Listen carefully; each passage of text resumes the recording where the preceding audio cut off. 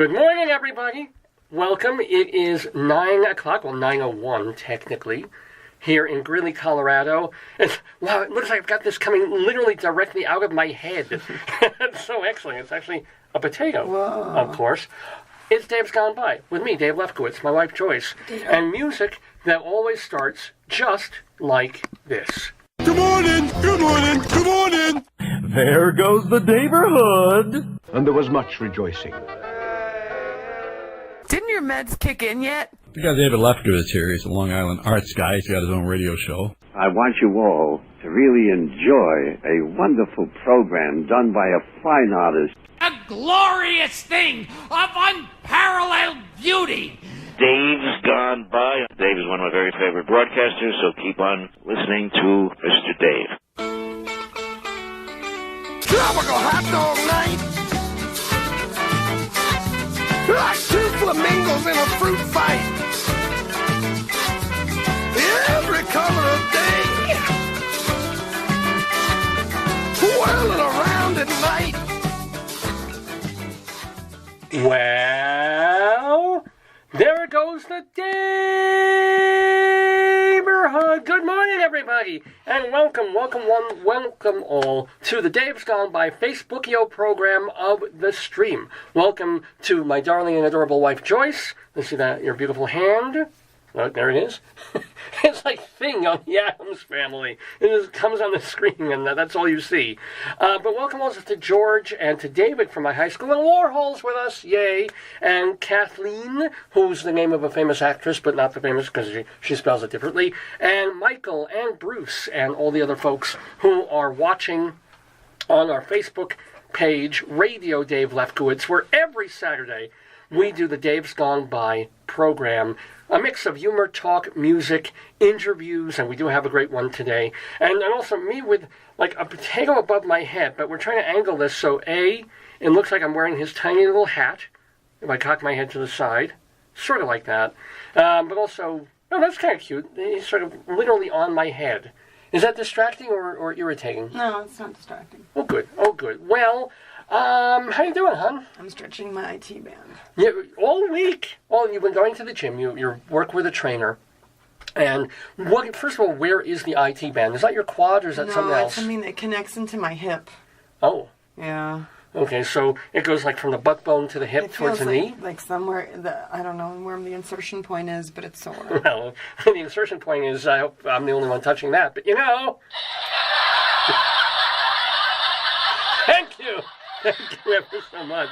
Oh, ladies and by the way, welcome to Bruce and Daryl and Ian and Jay. Oh my goodness, Jay, who is a friend of the Daverhood and who's in Uncle Vanya off Broadway as we speak. Lawrence is with us. Mrs. Bakbagak is with us, of course. Potato with his styling shoes. Well, Mrs. Bakbagak is, why is she so active this morning? Bagak! Bakbagak! Bakbagak! Bak! Yeah, hi, Mrs. B. Oh, I don't know if she's kissing me or she's pecking me. Why is she going after my earwax? That would actually be a very good thing. Remember the WaxVac? Oh, come on, you remember the WaxVac. There was a commercial on TV. It was the greatest thing ever, where you see the guy, he's got a Q-tip in front of a mirror. He's coming out of the shower, and he puts the Q-tip in, and it was the best acting I've ever seen. And I've seen Brando. I've seen Brando on film. I've seen John Malkovich live on Broadway. Yes. I saw Brian Dennehy. Meryl Streep. I've never seen Meryl Streep on stage, but of course I've seen her in film. I saw Brian Dennehy do Death of a Salesman, but this man standing there with a Q-tip, like looking in the mirror, going, "Oh!" He did it so perfectly. He really looked like he busted his eardrum open for this commercial. And it was this machine, the WaxVac, that would go inside your head and grab the bits of wax. And I'm thinking, that was about 10 years ago. I'm thinking, what an amazing, wonderful idea if they go cute with it. Like to go on Gesundheit. Gesundheit. That's two. What? Oh, just one. They go on Shark Tank, and you get like a chicken puppet, and the chicken goes into your ear, and he's like, buck, buck, buck, buck, buck, buck, buck, buck, and it pecks out the earwax that you have. Wouldn't that be marvelous? No. You wouldn't use that. I would not. Why not? It's disgusting. Well, no, you have rubber replaceable heads with a little bit of cotton on the end of the beak. It's disgusting. What? So is a lot of... Is it more disgusting than a Q-tip? Yes. How is it more disgusting than a Q-tip? Because it's a chicken. Yeah. Chickens have salmonella. No, not a live chicken. It is a chicken-shaped... Even the look of a chicken has salmonella. Oh, well, maybe. So, yeah. I wonder if you touch salmon, do you get chickenella? Yes. Okay, I was just wondering about that. Anyway, this is the kind of stuff we do on Dave's Gone By. Oh, and speaking of comedy, Stevie GB just joined us. Oh, Stevie GB's. And he's always doing shows across Long Island and New York and the tri-state area. He's a comedian, so go see him. And Robert from my high school. And as I said, Mrs. Bachman, you don't like my WaxVac chicken idea. No, I do not. Like for kids, now that they do weird thermometers, instead, in the old days, they would take a thermometer, they'd stick it up your ass, they'd wait 3 minutes, they'd pull it out, and they get a temperature. Then it was suddenly under the arm, then under the tongue, which always made me choke. And now what do they do with kids? They put it right on the forehead, or right? the ear. Or the ear. Mm-hmm. They could do a chicken thermometer. That would be cute. Why would that be cuter than a It's chicken? not pecking out your ear goo. No, it's checking your temperature. So you would use a chicken thermometer? Yes. Okay. Because I would think that a chicken with salmonella would give me a fever, so it makes sense. So there's a logic behind Yes. it. Okay. Would you do like other animals? Would you do like a hippo thermometer if it were cute? No. No. I do a manatee thermometer. Wouldn't that be so... Yeah, but it would be so... Because a manatee isn't shaped. No, but it would be so you make it small. A giraffe thermometer. Yes. That would make... Wouldn't that make wonderful sense? You see the... But it have to be mercury. You have to A be the old llama, kind. a llama. A llama mom. That'd be cute. You call it a llama-mometer. Yeah, that's cute.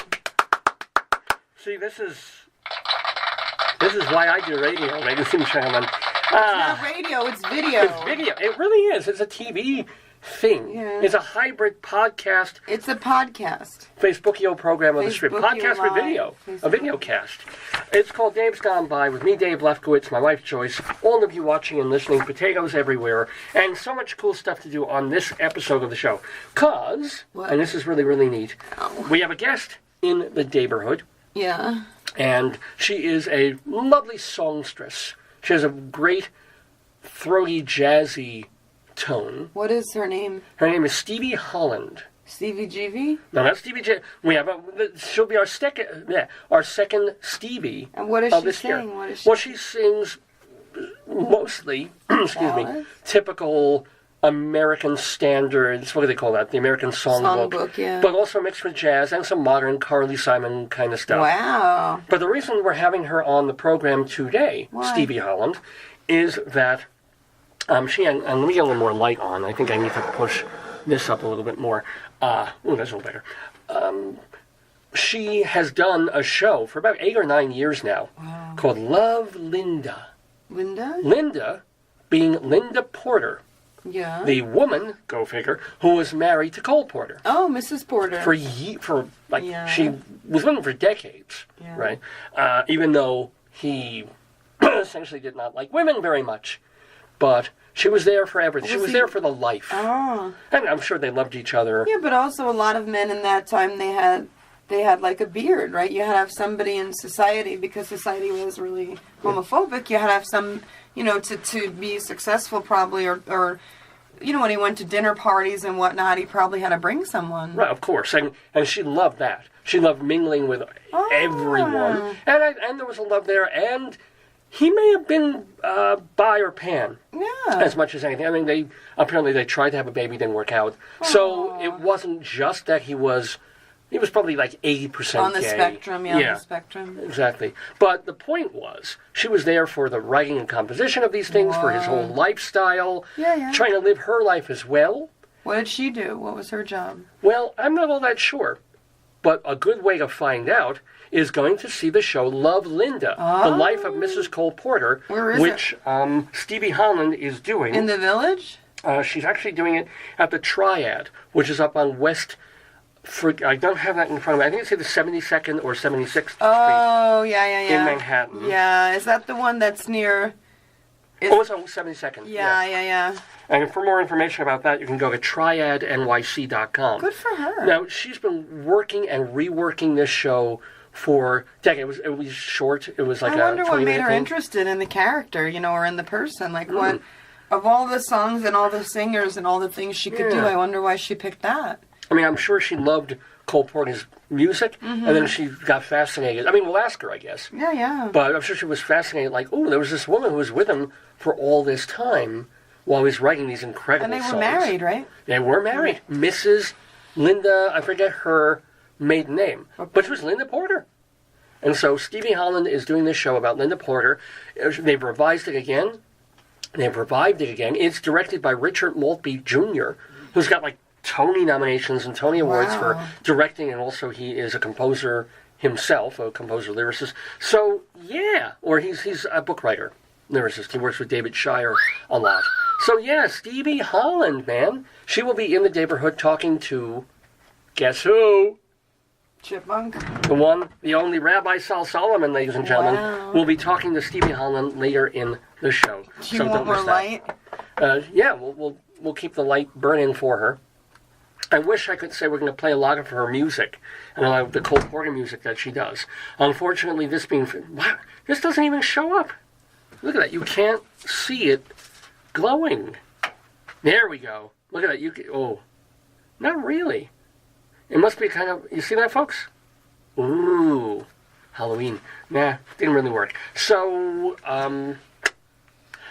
because we're on Facebook, because we have issues with copyright playing music, we can play just a little bit of her stuff. But of course, we'll direct you to go to, I think she has half a dozen albums out, including a brand new soundtrack, original cast recording of the songs from Love, Linda, which she'll be singing. They're arranged by her husband and a theater music person in his own right, Gary William Friedman. Oh, wow. So, yeah. Good for her. Good for us for having her on the show. That's interesting. Yeah. Plus, on the program, we go inside Broadway for news of the Rialto. We'll have a Colorado Limerick of the Damned. We'll do Greeley Crimes and Old Times, of course. We will have a new installment of Potato News. Wow. In fact, it's a chock-full installment of Potato News today. And what else? Oh, StoryTime! I have found a new story to tell. What is it? Now, over the past couple of months, first, of course, we did A Cow for Hansel. Yeah, that was very moving. That we all love, where Hansel finally, after much suffering... I think that was Friendy's favorite. Oh, yeah, they loved A Cow for Hansel, and it took week after week after week to tell that. We did the Vegetable Friends book, which I particularly loved. I love that. Then the last 2 weeks, we did Little Bill, the Bill Cosby book. Is it over? Yeah, we did this in 2 shots. Because it's short, yeah. You did Vegetable Friends. Did you mention that? I just did Vegetable Friends, Little Bill, and... Are you going to do the Chocolate Touch? Probably. But I felt like doing this. This is so good. Because I went back to the service station where I got the Cow for Hansel book, the book that started Storytime. So I gave them back A Cow for Hansel, and I thanked them very much because they were doing stuff to our car. We needed an oil change, and then the battery went out, and etc.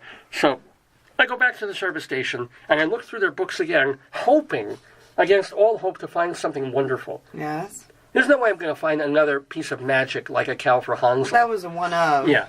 But this is a one-of, too. You want to talk about great titles of children's book? There's The Yearling. Yes. Right.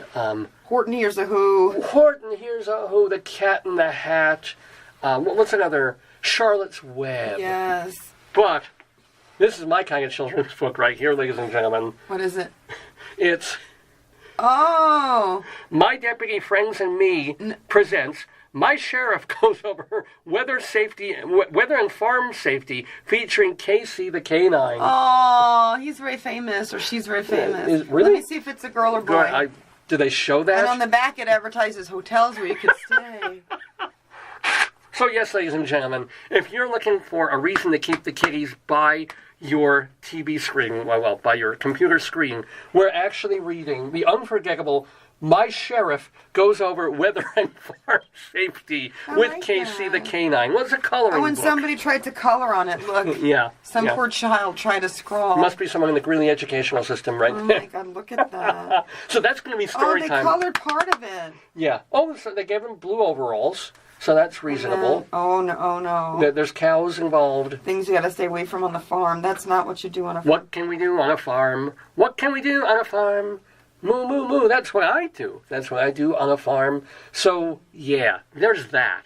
What else are we doing There's on the a show? tornado involved, tell them. No kidding. Oh, that's wonderful. Oh, so apt. Can we talk about the tornado and the weather? You don't want to talk about the weather? No. Well, I mean, we have a tornado here. But at least, finally, we had a weather event that was really, that they covered it right and was worth its visual entertainment value. Now that, see, Puerto Rico was enormous a year and a half ago, but they couldn't come because they had to fly everywhere, and I don't know. Puerto Rico was an incredible disaster, and yet we didn't see really enough of it. Maybe because it's not one of the contiguous 50 states. And then they have Florida, or Florida was this time. What was that other one? That big event? What big event? After Puerto Rico, there was another, was it Texas, I think? But nobody really cares about Texas, and Texas is flat and garbagey anyway. But now you have Florida, and for this hurricane, they've been doing it right. Because unlike that George Carlin routine, and we talked about it a week or two ago, where if there's going to be a disaster, I want it to be disastrous, and I want to see it. Okay? I want to go on the major news channels, I want to go on the talking point news opinion channels, and I want to see houses turn to rubble. I want to see cows flying down the road, like in that movie with Helen Hunt in it.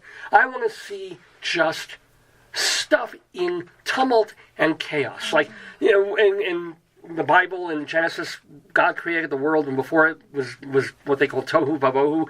That's what I want to see when I turn on the TV. Tofu wabohu?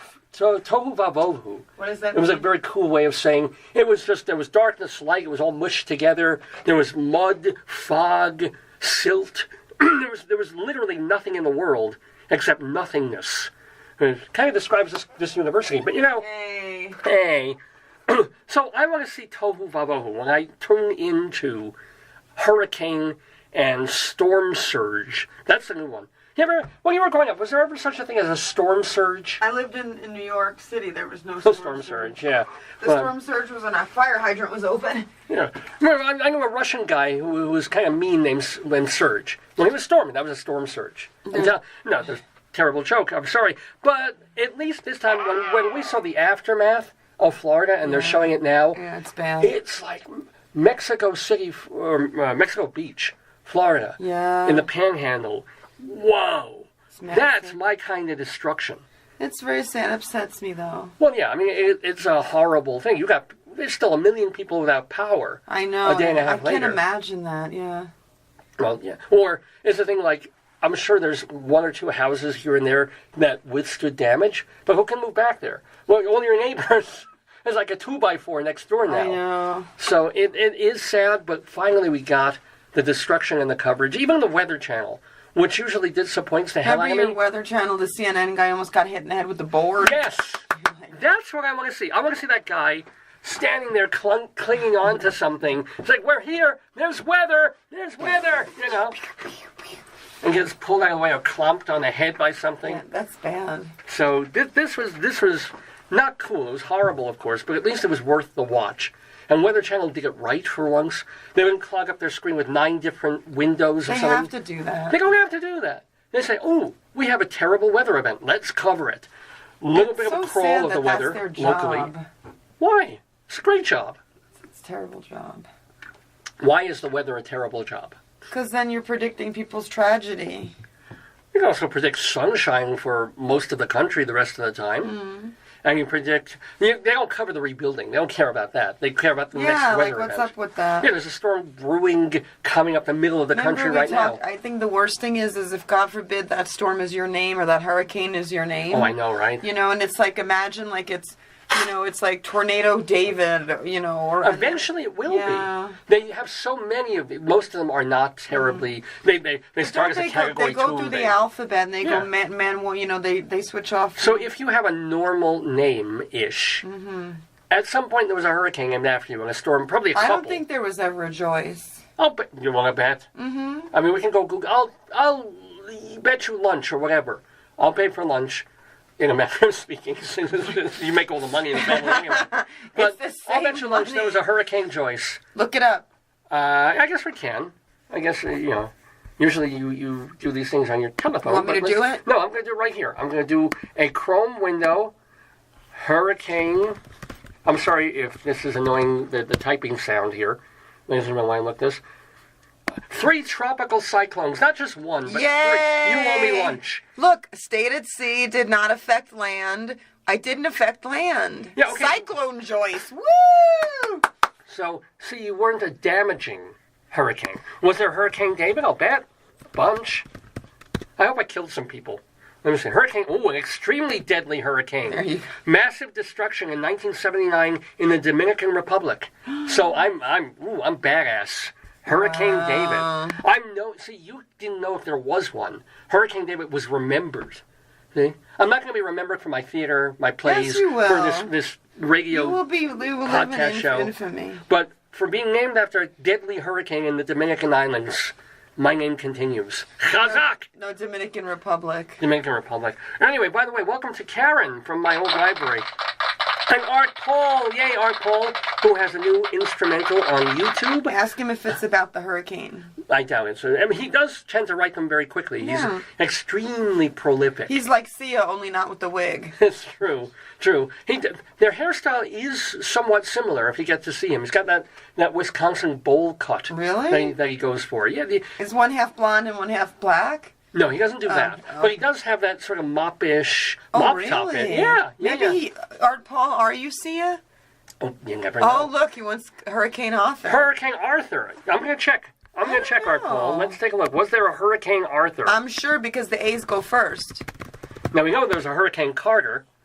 Whoa! Yeah. The earliest known hurricane to make landfall in the United States.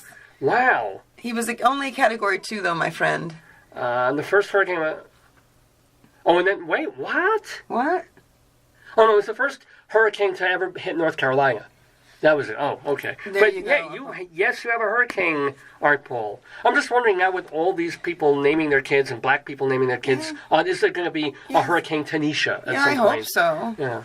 But like you said, eventually they're going to run out of names because if we do... No, they won't because they've used Joyce 3 times. I don't like that they name them, though. I find that a bad practice because I think they should just call them like... Numbers, maybe? Yeah, numbers or something because it's too loaded, you know? I guess. I mean, if it's you don't want I don't want a cyclone or hurricane named after me. Well, I mean, just imagine, they'll name boats and ships after people, right? The Queen Mary. What happens if it sinks? Well, they were lucky that the Titanic was not named Irving. I know. Because everyone named Irving. Oh, yeah, Irving, you sank in the... whatever. Yeah. I guess. That can happen. They used to name, I think, airplanes in the military when they were flying in World War II. Did they? Not sure about that. They used to put sexy pictures on them, and then they put bombs when they killed people. Well, yeah. So maybe the bombs were named like Betty. I didn't remember Betty having something to do with World War II in Japan. Yeah, right. Well, yeah. I don't know. Not sure about that. So what else can we talk about? Hurricane... I can prove that I'm a moron, ladies and gentlemen. What? So we go shopping earlier in the week, and we go to... Sprouts, which is one of my favorite places to shop. Wait, this should be Fire Bad. Fire Bad. Wait. Wait, I gotta find it. I can't see it. No, that's not the one I want. That's not the one. I don't see it. It's the little man. Oh, welcome to Washim. Yeah. Okay, say that sound. I am doing fine, Washim. I hope you're doing fine, too. Okay. So, we go to Sprouts, because I like to get my chocolates there, and we look for our other... more natural-ish my foods, nutritional yeast. All the vegetarians, hey, nutritional yeast, good for vitamin D and B. Shout out to vegetarians there. Yeah. And I'm like, well, do I need a roast chicken? Because it's a great deal. You go to the supermarket, for $6 or $7, you get a roast chicken. That's like 5 meals, sometimes 6 meals for me. And this for about Sprouts one $6. had different flavors. They had herb, they had regular and barbecue. That's the one you got. So I'm thinking, do I really? Is it good? Is it good? I haven't tried it yet. Oh. I've been finishing the old chicken and eating other things. But I wanted to just say, okay, we're here. I'll grab a chicken. It was hot and fresh. And I literally see the sign, caution hot. Because you reach into this place where the chickens are. And then you grab a chicken and you take it. It's in a little canister.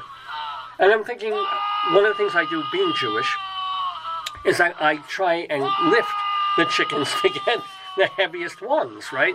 Just because I want to get the most chicken for my buck. So I pick them up, I check, I pick them up, I check. And I have to reach in deeper into this place, which has a heating lamp, a heating coil, and a sign that says caution hot. What do? I reach in, like, let me grab that chicken. My hand goes up, and look at the burn. Oh, ladies and gentlemen, I was burned, my friends. Oh. It didn't hurt that much. The burn wasn't bad. What did you do that made it worse? Yeah, this is what makes me a double moron. So I reach into a place that says caution hot and hit my hand on a metal implement that was quite hot. I get a first-degree burn. I pull my hand out. I say the F word in the middle of Sprouts, because that's what you do when you burn yourself. Everywhere. It's not like you. And then later on that day, so it's not a bad burn. As a matter of fact, I barely even thinking about it. Good. It's not hurting when it's healing. Good. But I'm working. I'm at home. I'm grading. I'm looking at things. I'm dealing with stuff, not thinking about it. And I'm like, oh, my hand itches. Without even looking, I start scratching at my hand. Mm-hmm. And not realizing that basically the itching is my burn starting to heal.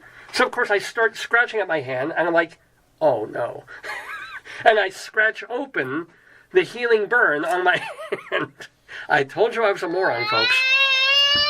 So now my wife's got to put, like, Neosporin and what's a Caliceptin on it. I had a huge Band-Aid on it yesterday. Looked much worse than it really was or still is. But now I still have a Band-Aid on my idiot burn, I'll call it.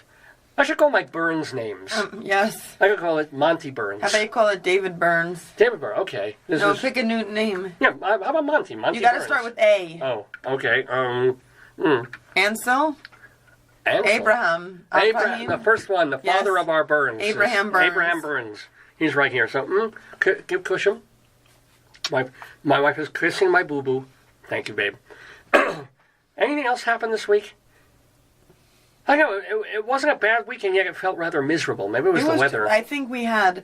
So in Colorado, it's normally beautiful and sunny, but we had 3 days of, like, darkness and cold. We had snow. We drove to Loveland, and we had snow. Yeah, flurry. Snow, I mean, not heavy. Yeah, but we had flurries. Yeah, in the middle of October. Yeah. And we could get some stuff You tomorrow. went out to eat. You had lobster pasta, and then you went and got onion rings for dessert. I know. It's the kind of weather that makes you want. So I go to this place, a place called Origins in Loveland, which has never disappointed me food-wise. I kind of, at this point, I wish the portions were a little bigger. Because I get a pasta for lunch. We should have got like a, you could have had some of my salad or had an appetizer. I could have something. But I'm eating it, and it's really good. But, it's kind of over before I even noticed. Yeah. And so it's an entree price. It's not like a cheap little appetizer thing. and within a half hour, we're about a half mile away at this place called Runza that we go, which has, you can get an ice cream cone for $1, which I think, And we like the people who work there. They're very engaging. Remember? Tell them the one had the battle of how he forces people. Yes, he forces ketchup on onion rings. So when we go there... and they know us by now. Because you get an iced tea there all the time, which is $1. And you sometimes get an ice cream cone or a sundae. But it was cold. It was cold, and I was hungry still. Yeah. So I'm like, you know what? I'm going to try it. They have onion. Now, you can't get onion rings a lot of places. No. They have a friggin' $12 bloomin' onion at the Outback, which is insanely salty and expensive and but you didn't want that. Huge. Yeah. No, I just want a couple of onion rings. So I get the big size. I just onion rings is good. And she asks me, the lovely lady at the counter, do you want ketchup with those? You kept saying, me one ketchup, ketchup, yeah. Well, and suddenly, like 3 different people from the kitchen. No. And I said you said, I'll take 1 or 2. I said, don't lie, you want 3. You said, no, I want 5. And so then you were open about it. And she said, the lady told you how she likes to put ketchup on macaroni and cheese. Right, which I thought was a little weird. Well, and then I told you to tell him about mayo chup, which nobody seemed interested in. Yeah, nobody cared about But then the guy who does the cooking in the drive-thru, he came out of the kitchen with the drive-thru earpiece. Yes. Tell him what the... And he was saying, but he was pro ketchup, right? He said there was some guy who he was working the drive-thru and he said, would you like ketchup for your onion rings? And the guy was like, no, that's disgusting. What are you, crazy? I never put ketchup on an onion ring.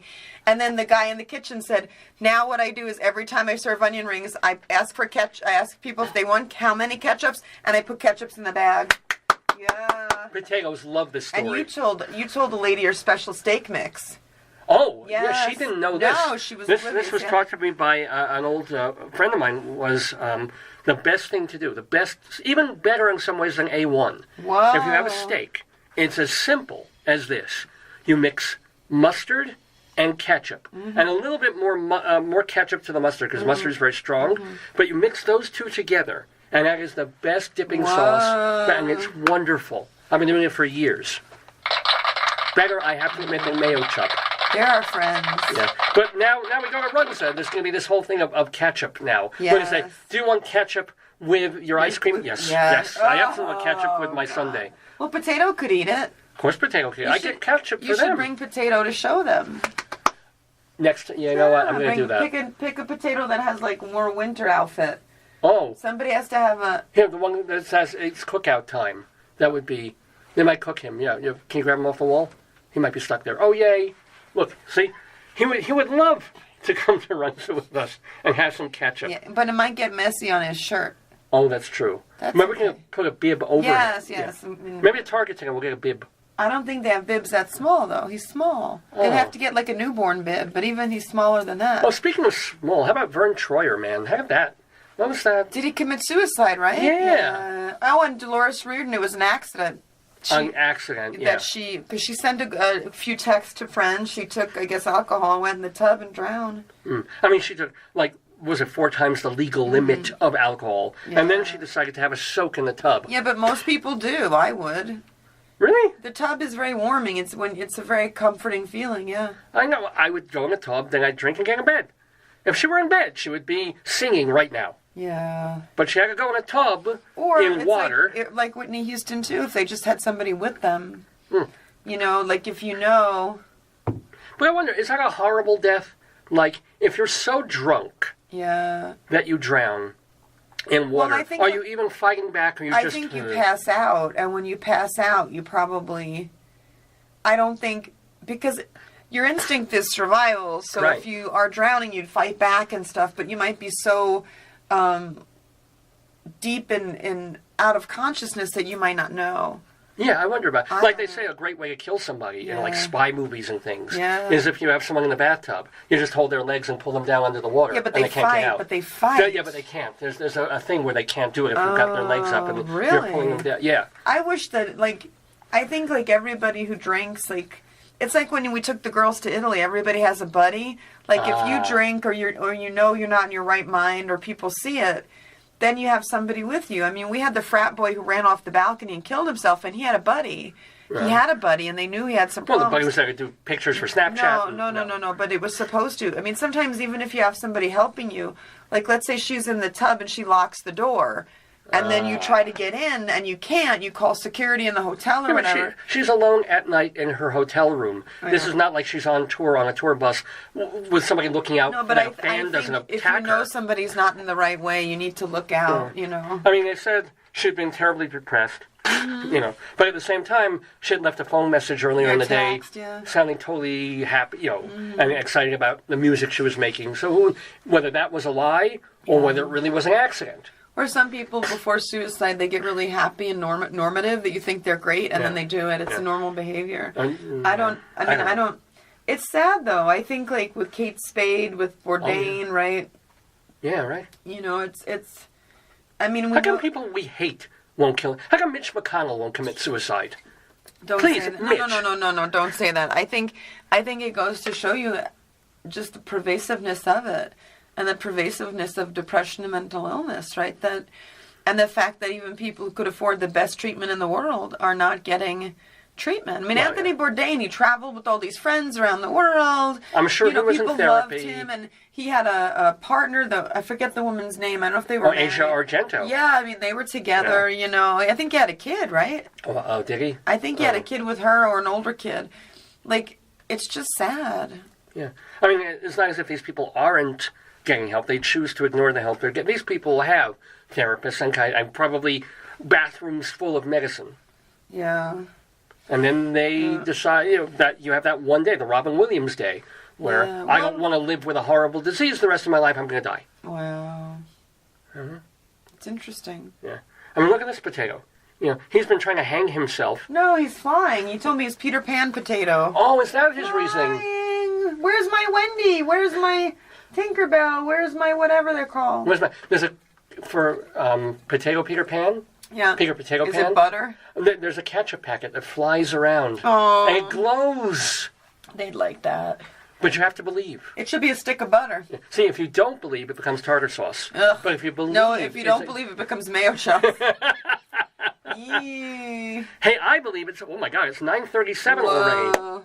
In the Daverhood. It's Saturday morning. I didn't even say this. It's October 13th, 2018. Wow. We're calling our 670th episode of the program Stevie's Wonder. Get it? That's cute. I like that. Stevie's Wonder for our guest, Stevie Holland, coming up in the show. She has a very interesting take. I would like to see what her other works are, because that's a very interesting take on it. Oh, on Mrs. It's California. like what the SOGRAS, the Greeley Senior Retire Program. Yeah. Academic program. They did a whole presentation about the wives and mistresses of presidents. Oh, yeah. And I thought, what an interesting take. So she's got that kind of, really nice lens of like going off the beaten track, but not really, and looking kind of, I like that. Yeah, it can be fascinating to look at the people on the sidelines. Yeah. Because, nobody is successful without support. And I think that's a really interesting... There was probably in the Ford's Theater in 1867, there's probably somebody in the theater sitting to Lincoln's left. Oh, God. Oh, my God. Oh, my Somebody God. whose playbill got spattered. Yeah, and they're probably thinking, like, I paid a lot for the seat. I want to sit next to the president. Yeah. I was like, can I get my money back? Can I come see the show next week? Oh, God. And meanwhile, or someone was traumatized. But it's like, it's like when people look at Frida Kahlo, who, I'm interested in quite a bit. Sometimes they look at her. Sometimes they look at Diego Rivera. Sometimes they look at, both of them together. I think lives are complicated. So that intertwining, I think, is really interesting. Oh, yeah, totally. Yeah, really interesting. So she's looking at Linda Porter and Love Linda, the life of Linda Porter. She's doing it at the Triad Theater in, when is that happening? That is happening October 17th. So starting this week.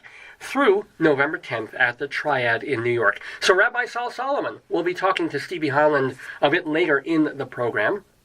Plus, we'll have Saturday Segue of Songs in the News. Plus, we'll have StoryTime, including this marvelous coloring book, My Sheriff Goes Over Weather and Farm Safety, featuring Casey the Canine. Yeah. And what else? It's a bit long for a title. Isn't it? Yeah. It could have been just... horrible farm accidents to avoid if you're a child. It should have been like, don't do this when weather hits the farm. Yes. Things not to do when weather hits your farm. Yeah, I ain't going to do bad things on Maggie's farm no more. That's what you do on a farm. That's what you do on a farm, yeah. Or what you don't do. Wow. Yeah. We'll also have, what else are we doing? Oh, Colorado Limerick of the Damned. Every week we do a short poem, a little limerick, about some town in Colorado. And today, it's going to be Castle Rock. Ooh, Castle Rock is pretty. But it's not. I mean, it's beautiful. And yet people think it's the Castle Rock from the movies and Rob Reiner and everything. No, totally different place. Yeah. So there's that. It's got the orb. The rock. Yes. Yes. Yeah. Oh, boy. So we're going to have an orbgasm later. Thank you ever so much. What else are we going to do? We're going to have potato news in a little bit. Oh, good. But before we do all of that, I think it's time we get to a bit of a segment that we always like to do here on Dave's Gone By. It's based on an article, or a couple of articles, in this newspaper, my friends, the Greeley Tribune. Mm-hmm. We take the best of it, we make fun of it, and we do Greeley crimes and old times.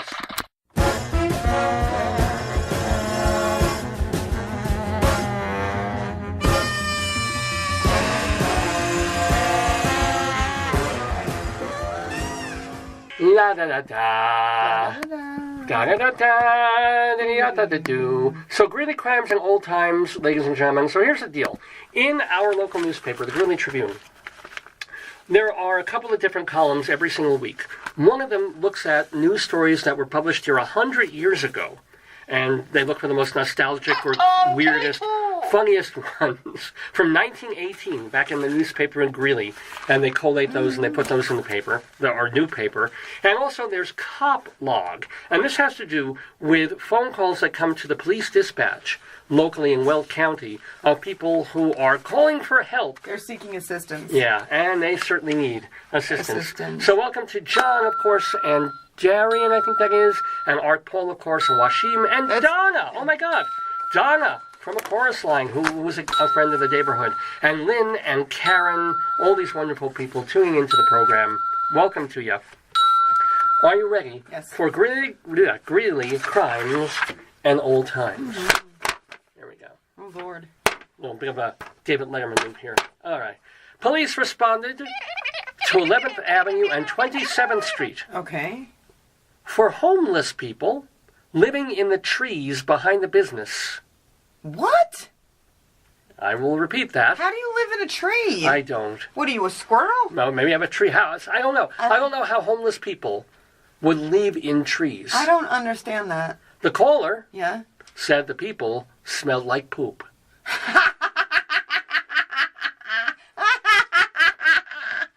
That could have been a hobo alert. It occurs to me, but I think that was a hallucination alert.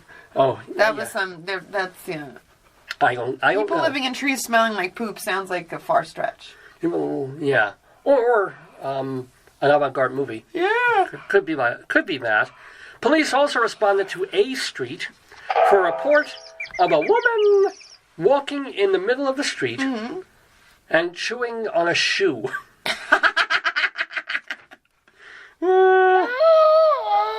How do you chew on a shoe? I don't know. Maybe she likes soul food. Maybe. Sometimes I think maybe the I don't know. Isn't that chicken fried steak? Doesn't that taste like shoe? It can be if a steak is really leathery. Yeah. I don't know. Maybe Saucony tastes better than Nike. I don't know. That's funny. Honestly, it could. Yuck. Ugh, I'm getting nauseous. Go move Really? forward. Okay. That's disgusting, yeah. Poor thing. Okay. Well, what does a shoe have in common with a cow sandwich? They both have tongues. Oh. Yeah. Okay. That's disgusting. This is not disgusting. Okay. The tall Inspiration Tower in South Greeley has always been a great gathering point for residents. Oh, good. But now, vandals have become a problem. Yes. They've written obscene words on the benches. Ooh. They've left scads of watermelon rinds, pie crusts, and other trash on the tower. Oh, my God. And they've shot out all the lights with a slingshot. Ow. Something must be done, said the Greeley Tribune 100 years ago. Wow. Who snacks on watermelon rinds in the middle of the street? You know who should have done that? What? Those homeless people living in trees. They would They have could liked have that. been, They could have fixed the lights. But then the statue would have had a lingering poop smell. That's hard. And that is tough. Yeah. A resident called Weld County Dispatchers about a scam on Craigslist. Uh-oh. The ad was for a The ad was for a 3-bedroom home in Greeley for $760 a month. Okay. That's sketchy. Well, the caller said, and I should mention this to my class on Tuesday. The caller said she knew it was a scam because the person who posted the ad had horrible grammar. Whoa! See, I teach English here at UNC, so wow. See what happens? So grammar will make. How do you know it's a scam? Maybe the person just doesn't have good grammar, but has a good house to rent. Yeah, a fair house and a really good price. I don't think it's a crime to have bad grammar. It should be. Ask any of my co-adjunct professors. It actually should be a crime to have poor grammar. Hey, 950 bottles of illegal whiskey were found in an abandoned horse wagon in a canyon near Carr, Colorado. Authorities say it is the largest haul of bootlegged whiskey ever confiscated by the state. Wow. And the horse was later found passed out next to a hooker in a pool of his own vomit. Whoa, that poor horse. I'm telling you. At least he didn't eat his own shoe. That's true. Wait, I've forgotten the name of what they call those things that you hammer into. Oh, horseshoe. Yeah. Well, would have been lucky. A horse eating his own shoe. If he ate it this way, it would be lucky. If he ate it this way, not be. Not so lucky. That'd be bad for What's the horse. going on there? Oh, no, don't worry about that. It's just iCloud notification. And so else on Dave's Gone By, we're doing Greeley crimes and old times. A resident called dispatchers to say that he was walking to the Greeley Police Department to discuss false accusations made against him. The man said he would be the one waiting in the lobby with no shirt on. Tom Telly-Too. I used to have a yeehaw, I don't know. Dispatchers recommended that the man put on a shirt before talking to police. Yes. Yes. Yeah. I mean, okay. You're allowed. It's not that hot, I mean, you know. Yeah, it's legal. And by the way, this is October. This is not... That's a troubling... These are very recent things here. Maybe a coat. Police did also respond to Woodbriar Park. Oh. What a lovely name, Woodbriar Park, for a report of a woman sleeping on the toilet and refusing to leave. What's wrong with that? Well, I guess if other people need to use that particular toilet... I'm sure there's more than one toilet. I imagine so. And how do you know... Who asked her to leave? I mean, that's even more complicated. Probably the guy who needs to clean the toilet in Woodbriar Park. Oh. If she's there for hours... I mean, you go on the subway and there's someone taking up 3 seats because he lives there. This woman... But how comfortable can it be? Not really comfortable. To sit on a toilet. You will get hemorrhoids, right? If you sit... But maybe if you're very sleepy, you won't know. I guess. If her pants are pulled up, it's, I guess, fairly comfortable. Or if she has the seat down, I don't know the whole details. You have to look into that. Well, if you're sitting on a toilet and the innards are distended for that amount of time, that's when the alligator comes up and bites the red part. No, that's not good. I don't know. You have to investigate that. This is quite important here. Yeah, I gotta stand up because I'm in a little... And you're going to like this, too. Okay. The Food Administration announced that it is not patriotic to make white bread. Why not? In order to save flour for the soldiers overseas, they suggest that every loaf of bread contain at least 1 cup of barley flour, cornmeal, rice flour, peanut flour, or some other non-wheat flour. I like that. Yeah. This is the only time in American history when being white was a minus. So, yeah. But you would like that. How come they don't make breads with more cool stuff? Wouldn't you like peanut bread? If you weren't allergic, obviously. No. Peanut flour bread wouldn't be cool? I'm eating this thing they had from our local supermarket, the King Super, where it's like a dessert bread. And I'm trying to get into it. I just can't. It's bourbon vanilla flavored bread. And it should be good. I love vanilla. Did you toast it? I toasted it this morning. No. Put chocolate on it. I got toasted. Did you eat the muffin? Yeah, the muffin was good. That was yesterday. Good, okay. Somebody made a homemade muffin at UNC. That was very nice. I like that. But this bourbon vanilla bread is a nice idea. I put jam on it. That helped. I gotta move a little bit. Maybe put Nutella or something like that on there. Well, no, if we had Nutella. I gotta sit on the floor from my hip. I put that on the bourbon vanilla bread. Bourbon vanilla has kind of a kick Can you to it. roll to the left? Yeah, hold on one second. I gotta move this. I gotta slide I'm trying to get here this over. There we go. Jam. Oh, look at that. That's even nicer. It's $9.50, honey. I know. And welcome, by the way, to Steve and Karen and Lynn and Donna and Washim and Art Paul and Olda and Solomon. Ooh, that's a new one. And welcome, Solomon, as well. He gave us a thumbs up at some point. So I appreciate that. We're doing Greeley Crimes and Old Times live here on this Saturday, October 13th, 2018. Let's see. Let's have another old-timey thing. A Weld County farming family.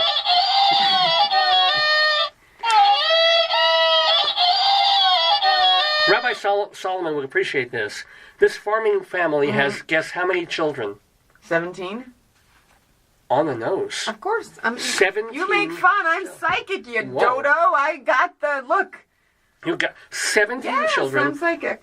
All of them. Whoa. What? All of them. Yeah. Under 14 years old. There you go. Wow. Yeah. And they're all working the sugar beet farms. Oh, just like Hansel. Yeah. Well, he was working potato I fields. think they had a long winter.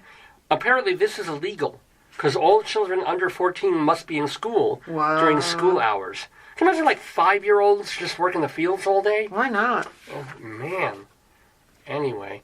Police responded to 12th Street. Wait, I need... Oh. Drop the sound machine here. Can we get... What was that? Uh-oh. There we go.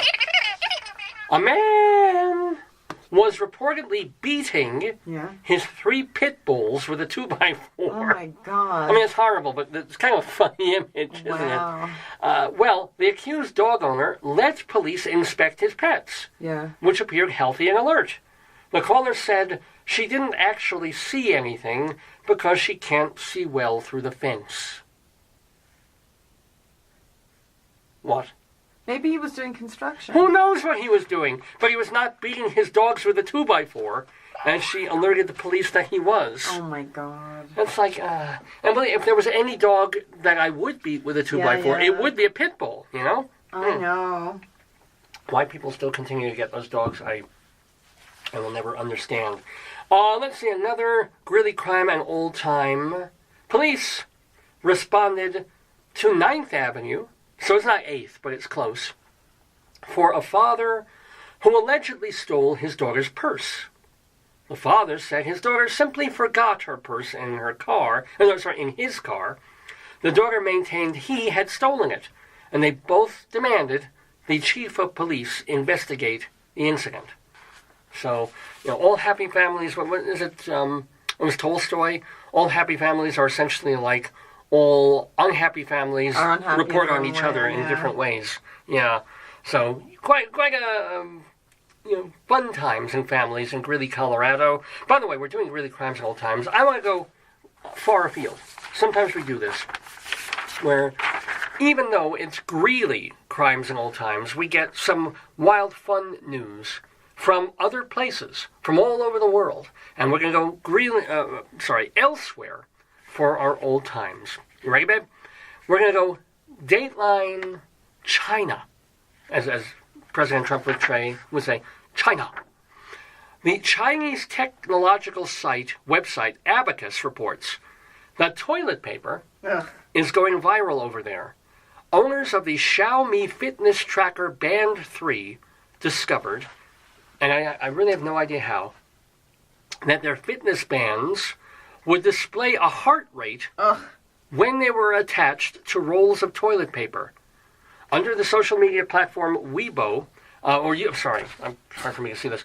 Users of the social media platform Weibo posted numerous images documenting the phenomenon. They also tested such cylindrical objects as bottles, cans, and the appendage of a stuffed animal. All of them showed the mysterious phantom heart rate. According to Abacus, if you put this fitness tracker band on a roll of toilet paper, the toilet paper has a heart rate of 81 beats per minute. If you put it on a coffee cup, this coffee cup would get 72 beats per minute, and a banana had a heart rate of 77. Whoa, and swear to God, this is true. And yes, the same thing happened with an Apple Watch Series 4 and an Android smartwatch. Did you ever try your Fitbit? Do you want to try putting your Fitbit on toilet paper? Get a potato. No, yes. Potatoes they go very fast. Then don't try it. Maybe we'll try it at home. But apparently, why does this happen? Scientists are trying to figure out how a Fitbit-type fitness band would find a heartbeat on a completely inanimate object. Do you have a potato? Here. Here, do it on a potato. Oh, well, I'm going to try this. Lift his shirt. Oh, woo, I'm showing my titties. Okay, here we go. Okay. So, Joyce is putting her Fitbit tracker on one of the potatoes. We're going to see. Yeah, he's got a heartbeat of 72. Wow. Oh, wait, but your fingers are on it. No, but the sensor's underneath. Get another potato. Get Mrs. Bakbagak. So potato has a heart rate of 70. Wait, can we do it? Can we show it on the screen? Look at this. Hold it. This is insane. Hold it tight. I can't see. Our potato. Our potato has a... It's not doing... It's not showing anything. You gotta do... Okay. This makes absolutely no sense. Look at this. Is it right? Lift it up just a little bit. Okay, hold it there. 73. 74 beats per minute. Good job. Now let's get Mrs. Bakbagak. Mrs. B, I don't know how you'll strap it on her. This is Mrs. Bakbagak, her chicken. We're going to see her heart rate with Joyce's Fitbit. Okay? Now remember, it shouldn't just be the previous heart rate that you had. No, I'm always 61. That's my heart rate. Oh my God, 75. Mrs. Bakbagak reflects... It's going to show a spike in my own heart rate when I... Look, it's 75. Look at this. This is absolutely true. I'm holding her by the bands. We're not doing anything rather than... Oh, I'm going to tap it, okay? Yeah. Tap it again. Again. There we go.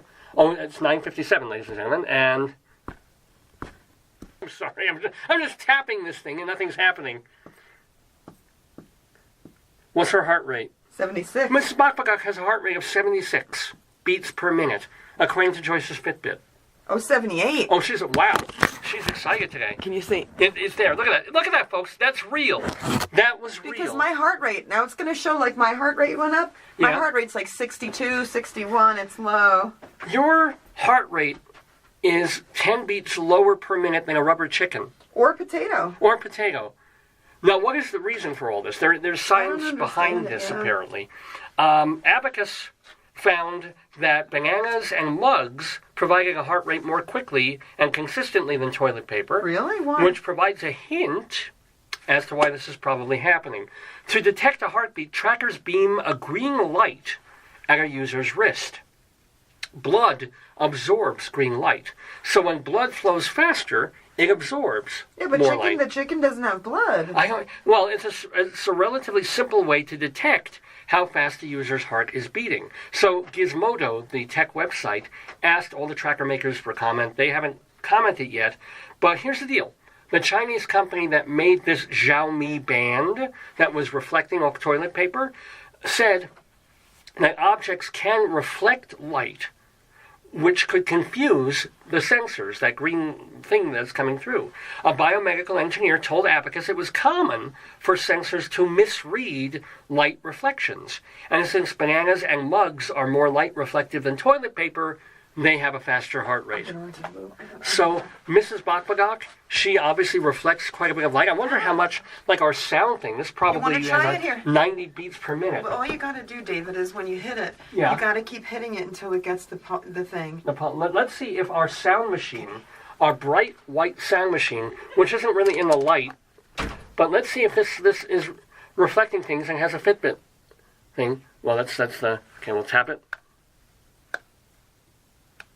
Here we go. 80! Look at that.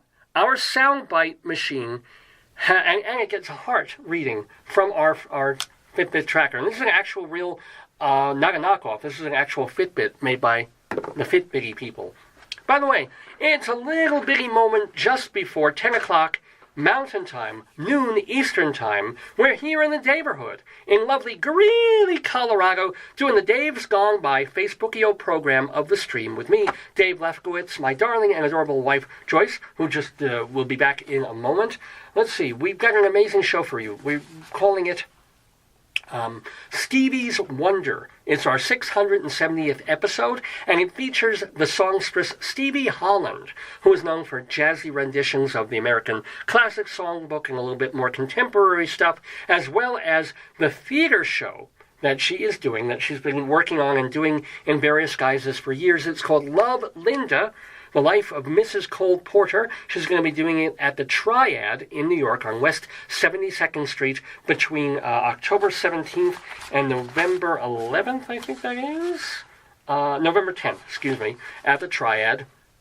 And she will be talking to Rabbi Sal Solomon later in the program, all about Cole Porter's wife, all about her life, Stevie Holland's life in music, about being married to also a theatrical composer and music person. So it's going to be a great, fun interview with Stevie Holland and Rabbi Saul Solomon coming up on Dave's Gone By. What else do we have? We'll have StoryTime with the delightful book, My Sheriff Goes Over Weather and Farm Safety, featuring Casey the Canine. Can't wait to get into that book. We'll have Inside Broadway We'll have potato news. We will have a Saturday segue of songs in the news. We have a Colorado limerick of the damned, ladies and gentlemen. I think I'm going to keep I think I'm going to keep Dave's Big Dictionary in abeyance this week. I'm going to take a break from that one. But we've got so much fun stuff to do for the next 2 hours or so. So thank you so much for joining us. I want to also thank our great friends at Hewlett Minuteman Press, the copy kings of Broadway in Hewlett, Long Island, for, well, gosh, since 1977, I believe it is, Minuteman has been doing fine quality work of printing, copying, binding, silk screening, making holiday cards, business cards, wedding invitations, and they're still doing it. This is kind of, as you can see, I've had this sheet for a couple of years, but it's really cool. We're going to do, let's see, Stevie Holland is our guest in the Daverhood today. We're going to do H for Holland. So let's see all the things that Hewlett Minuteman Press does with the letter H. They do half tones. I guess that's a printing thing. Hebrew New Year cards. Okay, you missed that by a couple of weeks, but you can still send them out if you please. Something that I can't read. High-speed duplicate. Oh, high-speed duplicating, of course. They're a copy place. It's a big thing they do. Historic newspapers. They do hole punching, holiday cards and invitations, and hot stamping. Woohoo. Lambada. Anyway, it's Hewlett Minuteman Press. They're still right in the heart of Hewlett, Long Island, about about 2.5 blocks from the Long Island Railroad Station in Hewlett. They're across the street from the giant Petco that they just built there, so they're really convenient. They do quality work. Who has the highest heart rate? And you get 10% off any job, big or small, if you tell them Dave sent you. Give me your hand. Joyce is going to test my Fitbit. Oh, no, you so can do it on this. Does it have to be the left? Yeah. No. 516-569-5577. Area code 516-569-5577. Hewlett Minuteman. Ow, you're pinching my little skin. It's hurting. You're giving me a hurt and a pinching in the bag and the glavin. Let's see, how's my heart rate? 80. 80. Click it. Is that low or high? High. What? 80 is too high. It's high? Well, I'm excited. I'm talking about Hewlett Minuteman, and you're pinching my skin. It makes a hurty. Ouch. 80. Ooh. Cool. All right. It looks handsome on you. You look very styling. Styling. Thank you. Thank you so much. And welcome, by the way, to Steve and Ray and Eric and David Wayne and Gina and Lynn and Karen and Donna and all the fine folks who have tuned in to this episode of the program. We're finishing up Greeley Crimes and Old Times. Yeah, see, you're pinching with the thing and the hurting and the skin and like the burning in this hand, and now I got the pinching on this hand. Oh, now it says lady. I'm not 80. What are you? You're 82? No. Maybe it takes a while, like a thermometer, to go down from one person to the next. Because I tested the sound machine, and that was 80. Because it's a big white reflective surface. Look at that. See? So tell me what it is. How does it work again? Because it's detecting reflecting, like blood flow is reflecting, or blood absorbs green reflected light, something like that. And so if it's more reflective, a banana will have a higher heart rate than toilet paper. Don't ask. Okay. Beats me too. Anyway, let's do a couple more Greeley Crimes and Old Times, and then we'll get to potato news. Okay. Because we got a lot of potato news today. I'll help you with potato news, but then I gotta go. I know. Here we go. Let's see. Police responded to a country club on 10th Street. Right next to the Walmart, ladies and gentlemen. Yeah, right. For a report of a knife. Whoa. Surrounded by blood splatter. Blood spatter. Yeah. In a sink in the kitchen. It's called a whoopsie. It's called, turned out the liquid was strawberry syrup. Oh, that's nice. Yeah, I mean, that's kind of a happy ending. You know, David, it's like, remember we went to the sushi restaurant and I called you into the ladies' room? Yes. No, I had to go in the men's room because the ladies' room was whatever. You did not call me into the ladies' room. And then I showed you there was like a big like bonsai knife, like this gonzo knife, like on the toilet. Yeah, it was like a hatchet sort of knife that was on top of the toilet tank. Yes. And so I go to the bathroom. I called you into the bathroom. You called me to go see this. Yes. You didn't touch it. You didn't bring it out. No, of course not. I'm not stupid. I go into the bathroom. I'm looking. I'm peeing, and I'm also looking at why is there a hatchet? Like what would the context be for And I didn't necessarily want to bring it out to the restaurant because are they going to now use this They'll knife? sanitize it.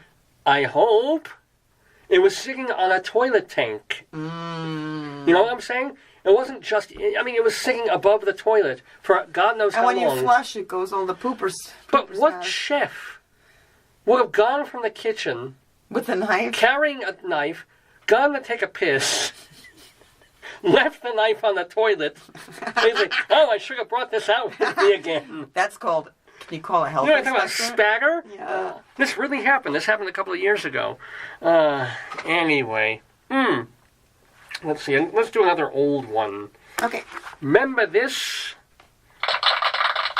The Greeley... we talked about this like a week or two ago.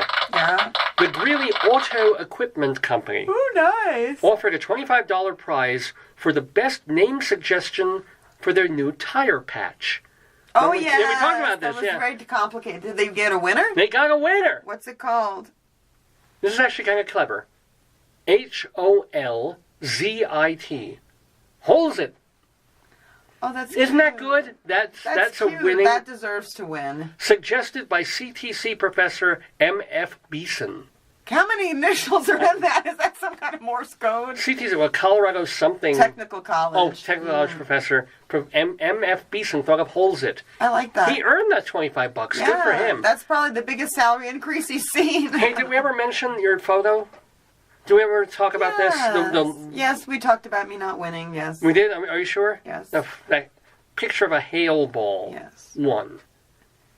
I don't remember talking about this on the show. It's too painful. Because we asked people to vote for it. We asked people when Joyce had her photograph in the Best of Greeley magazine that they have here. She took this beautiful photograph, and was it Glenmere Park? Yes, it was. Of lily pads, or whatever the hell they're called. Yeah. It was too cerebral. Take what the water gave me. People probably didn't know what it meant. No, they thought Florence and the Machine, you said. Yeah, but it's Frida Kahlo. Fine, but it was whether you liked the title or not, it was a beautiful shot. The light was just right, bouncing off the water, bouncing off the lily pads. And I took it with my cell phone. Right. I mean, and you could barely see while you were taking it. It was almost by accident. Yeah. But it was gorgeous. Thank you. Then there was another photograph that was in the contest because the editors selected 3 pictures, and it was a pretty great photograph. They found a baby owl in a tree, like peeking out with his big old eyes. I think it was a setup. I gotta say that was a great That was shot. fixed. I think it was fixed. Well, maybe it was, and I thought, okay, you took a beautiful shot, but it's kind of tough to get those great wildlife shots, and that owl was really cute. People loved the owl. That owl was going to win. That owl was going to beat you in the photo contest. Yeah, that's and then there was a third photo. Yes. It was after our big hailstorm that damaged our car irreparably. And this was the photo. It was a person's hand, and they had this long sort of skeletal hand with a golf ball-sized hail in it. And that was the shot. Okay? Hail on a hand, golf ball-sized. Which photo won the contest? I know. Joyce's beautiful photo of the lily pads, gorgeous, frameable. The owl photo, which could be in a picture book of nature photography. Wildlife, yeah. No. Some asshole with a hand and a piece of hail on it. I think it was just because we all got hit with hail and I don't felt care. it was represented. There's nothing special about that shot. But it represented our local environment of being, attacked by hail. So that's what I think. So take a beautiful, wonder-worthy picture of the hail. That's not on what tree. happened. That's not, and it probably was a fix. I'm sure it was somebody's cousin, brother, sister, and a big family. Please vote for me. Yeah. Unbelievable. I mean, I would have understood if the owl had won. I would have understood. You're always putting me second, so you're used to that. No, you had a gorgeous shot. You did. But the fucking hail. I mean, I have to imagine that the two canceled each other out somehow. Yeah, that's it. People were deciding whether to vote for you or the owl, and then somehow all the hail people. I don't know. Makes me sad. We lost. That was $100. I think it's because, like Greeley Crimes in Old Times, my last name is German, and they still don't trust the Germans. That could be it That's too. what I think. Maybe. Yeah. All right, let's do one more crime or. Do you want a crime or an old time? I'll let you choose. Oh, you pick a good one. This is kind of fun. Police responded to a store on 23rd Avenue where a man pepper sprayed several customers. Oh, God. Yeah, they were able to fight the effects of the spray long enough to catch the guy and pin him to the ground until police arrived. What happened? Why, he just sprayed people? They just fucking did it. Oh, where's the store? 23rd Avenue. So we have to go up, like Walgreens? Maybe. Because it's not even as far down as when we go to, like, Taiwan or something. It's not even that far down. That's weird. I just think it'd be cool if you walked into the supermarket. You know how you go to the supermarket and there's people testing out, they give you a free piece of cheese on a cracker. Or you get a rib. Or a spare rib something. Or if you go in those horrible department stores and they want to spray you back in the day with perfume. Imagine if they say, this is brand new pepper spray. And you come walking into the department store and they just come at you like, works, doesn't it? Wow. That's a job I would do. Pepper spraying people in a department store. I think your insurance would go up. Probably would. See if my pulse is back to normal. I wonder what your pulse would go up to. It's still on 70. It should be lower. If I sprayed you with pepper spray, do you think your pulse would... I think I'd probably have a heart attack and die. It's just capsaicin or whatever. Or capsicum. What's the stuff they put in pepper spray? Pepper. Well, yeah. Cap something is pepper. Yeah. Unless I'm mistaken. Anyway, that, my friends, is Greeley Crimes and Old Times for this Saturday, October 13th, 2018. Mr. Horace Greeley was no fool. I'm sure that you'll agree with me that Greeley was no fool. What he is getting at is that Mr. Greeley was no fool. Yippee-yi, yippee-yi, yippee-yi-yi-yi, yippee-yi, yippee-yi. Yippee! Oh, ladies and gentlemen, yes, indeed, the excitement is mounting because... Let me give you a kiss first. Come here, I'm going to get going. Oh, you're not going to stay for potato news? You want me to stay? You can, but if you got to go. So I love you. Love you too. Thank you for your help. We do news here for human beings, and we do the Greeley Crimes and Old Times, but it's quite important for us to also, since potatoes are so terribly important to this program, that almost every week we do the potato news. News that is of worth We've been doing it a lot more lately. And value to potatoes. Well, between you and Fred and people sending me stories about ketchup and potatoes... You have more, yeah. Yeah, there's just more potato stuff going on. It's, and plus it's harvest time. Oh, that's true. So it's more likely to happen at that stage. Honey. Love you, sweetie. I'll text you. Feed the dog when you're done and then come pick me. Okay, I shall. Love you. And so, ladies and gentlemen, you've tuned in just in time for the potato news. Oh, which involves music, doesn't it? I kind of forgot to do that. Here we go.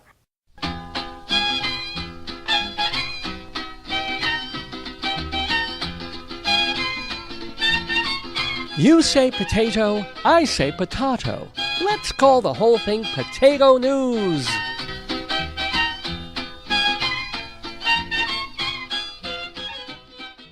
Good morning. This is Spudward R. Murrow with the Potato News for today, October 13th, 2018. Dateline Utah Salt Lake Tribune. The Four Corners potato may be small, no bigger than a copper penny, but this starchy edible tuber is mighty. It has survived the wild landscapes of southern Utah for nearly 11,000 years. Packed with protein and vitamins, the Four Corners potato was a powerful source of nourishment for Native Americans living in the state's Escalante and Bears Ears regions. Centuries later, Mormon pioneers consumed the wild potato. I'll do that again, folks. Wild potato! And even later, some of their descendants survived on it during the Great Depression. Last week, this amazing tater moved into the 21st century as modern Utah diners at the Natural History Museum were sampling for the very first time this piece of ancient history. It is part of the second annual Indigenous Dinner, with proceeds going towards traditional food programs. After rediscovering these tubers in small, isolated areas, researchers collected samples, brought them to greenhouses, and propagated them in 3-gallon pots. Last week, they harvested about 8 pounds of potatoes that were used for Monday's dinner. These tubers are incredibly resilient and have gone through a lot in their long history, explained Bruce Pavlik, Director of Conservation. It's awe-inspiring. That's why people like the story. It's the potato species that persists. Power to the tater. Pavlik says that while the Four Corners potato tastes similar to the tubers found today, it has a different starch chemistry. Unlike the white potato, they don't fall apart when you cook them, he said. You can cook them for 2 or 3 hours and they retain their integrity. Behavior one might expect from an ancient superfood. All hail. Dateline, Cambridge, England. Business Times reports that a McDonald's customer in Cambridge was shocked to find maggots crawling inside a ketchup dispenser there. Bella Ritchie filmed the horrifying sight and shared it on social media. Never going near the ketchup in McDonald's again, she wrote on Twitter. I told a member of the staff who literally ignored me and kept on serving. It's so grim. That said, a McDonald's representative told the newspaper the company was, quote, extremely sorry for this, and the company policy was to check dispensers for cleanliness daily. Well, I'm sorry, Potato is very upset about this because, of course, ketchup must be kept pristine. In news of other species, Dateline, Tennessee. An East Tennessee woman accidentally found herself in the record books after growing the largest sweet potato on record. Cindy Briar Rose unearthed a 13.5-pound sweet potato last Wednesday. She had it growing in a wheelbarrow. Briar Rose says in June, there was some leftover sweet potato on her kitchen counter, which had been growing eaves, or what they call shoots. So she decided to cut them up, place them in water, and later plant them in a wheelbarrow outside. After picking some regular-sized sweet potatoes last week, Briar Rose was surprised to dig in and find the beast. She took it to the grocery store to have it weighed. Then she passed on the photos and information to the Great Pumpkin Commonwealth. I will repeat that. She passed the information on to the Great Pumpkin Commonwealth, which is recognized by the Guinness World Records organization. Briar Rose says there is no other record for a sweet potato in the state, so she is now the current state record holder. If you want to beat her record, be careful. Briar Rose says she will now try and beat the record herself, and she says there will be no shortage of sweet potato fries in the Briar Rose household. Yeah! Just in case you know, in our world, potatoes, or sweet potatoes, are the second cousins of regular potatoes. Just letting you know. Dateline, Los Angeles! What's the latest in condiment cuisine? Fermented ketchup. Yes! The Kitchen.com reports that Dark Horse Organic is packaging high-end condiments like ketchup and mustard. Company founder Greg Arnold notes, when I started working on making ketchup, it was just crazy the amount of sugar and salt I was pouring into it. Until I got to where I was like, that tastes exactly like Heinz. Then we had smoked vegetables like smoked carrots and beets and onions. One day, I took all those things and blended them. It was really smoky and salty. You don't know how crazy traditional American sauces are until you're making them crazy good, Arnold. Crazy good. And now we get historical on the Potato News segment of Dave's Gone By from the Washington Post. Christopher Columbus and the potato that changed the world. It was a small round object sent around the planet, and it changed the course of human history. Call it Sputnik. It was a potato. On Columbus Day, we commemorate the global changes, discoveries, and destructions alike that unfolded after Christopher Columbus linked the New World and the Old. But some scholars take a more granular view of what Columbus wrought. They look at the very seeds, seedlings, and tubers that crisscrossed the oceans in what they call the Columbian Exchange. The potatoes, tomatoes, corn, peppers, and cassava native to the Americas did more than enliven the cooking of Europe, Asia, and Africa. They transformed those cultures, spawning new economic systems that then took root back in the New World as well. Okay, it took root, little play on words there. The potato alone gets credit for population booms. Boom, boom, boom. In Northern Europe, that paved the way for urbanization and, in turn, fueled the Industrial Revolution. Other examples, tobacco was used as currency, and American foods like peppers that became the paprika of Hungary and Indian curries. Before Columbus landed on Hispaniola, the European diet was bland. Turnips and, barely edible, barely tasteful vegetables. Even so, when potatoes began arriving from America, it took a while for locals to realize the strange lumps were, comparatively speaking, what are you calling a strange lump? I'm sorry, potato. That's what they were calling you before they learned better. So when potatoes began arriving from America, it took a while for locals to realize that the strange lumps were little nutritional grenades loaded with complex carbohydrates, amino acids, and vitamins. One economics professor interviewed by the Washington Post pointed out that when Sir Walter Raleigh brought potatoes to the Elizabethan court, they tried to smoke the leaves. Eventually, Europeans figured out how to cultivate potatoes, which, with milk, became full of vitamin D and A.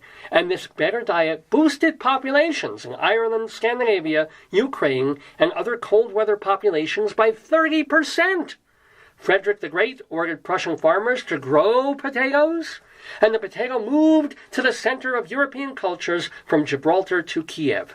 Let the sky rain potatoes, Shakespeare wrote in The Merry Wives of Windsor. Potatoes' portability made them ideal to transport to growing cities, feeding the swelling populations that would be needed for a factory labor force.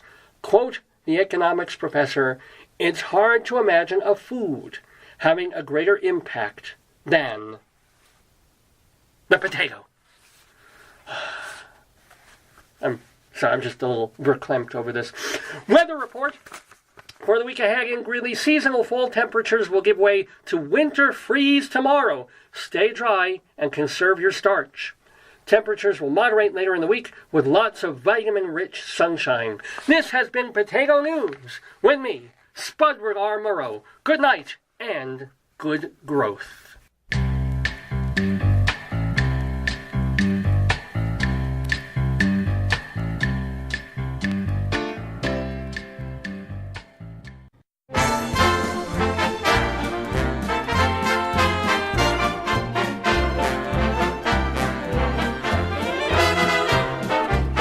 Inside Broadway, a look at theater on and off Broadway and beyond. Brought to you by Total Theater and Performing Arts Insider. Curtain going up.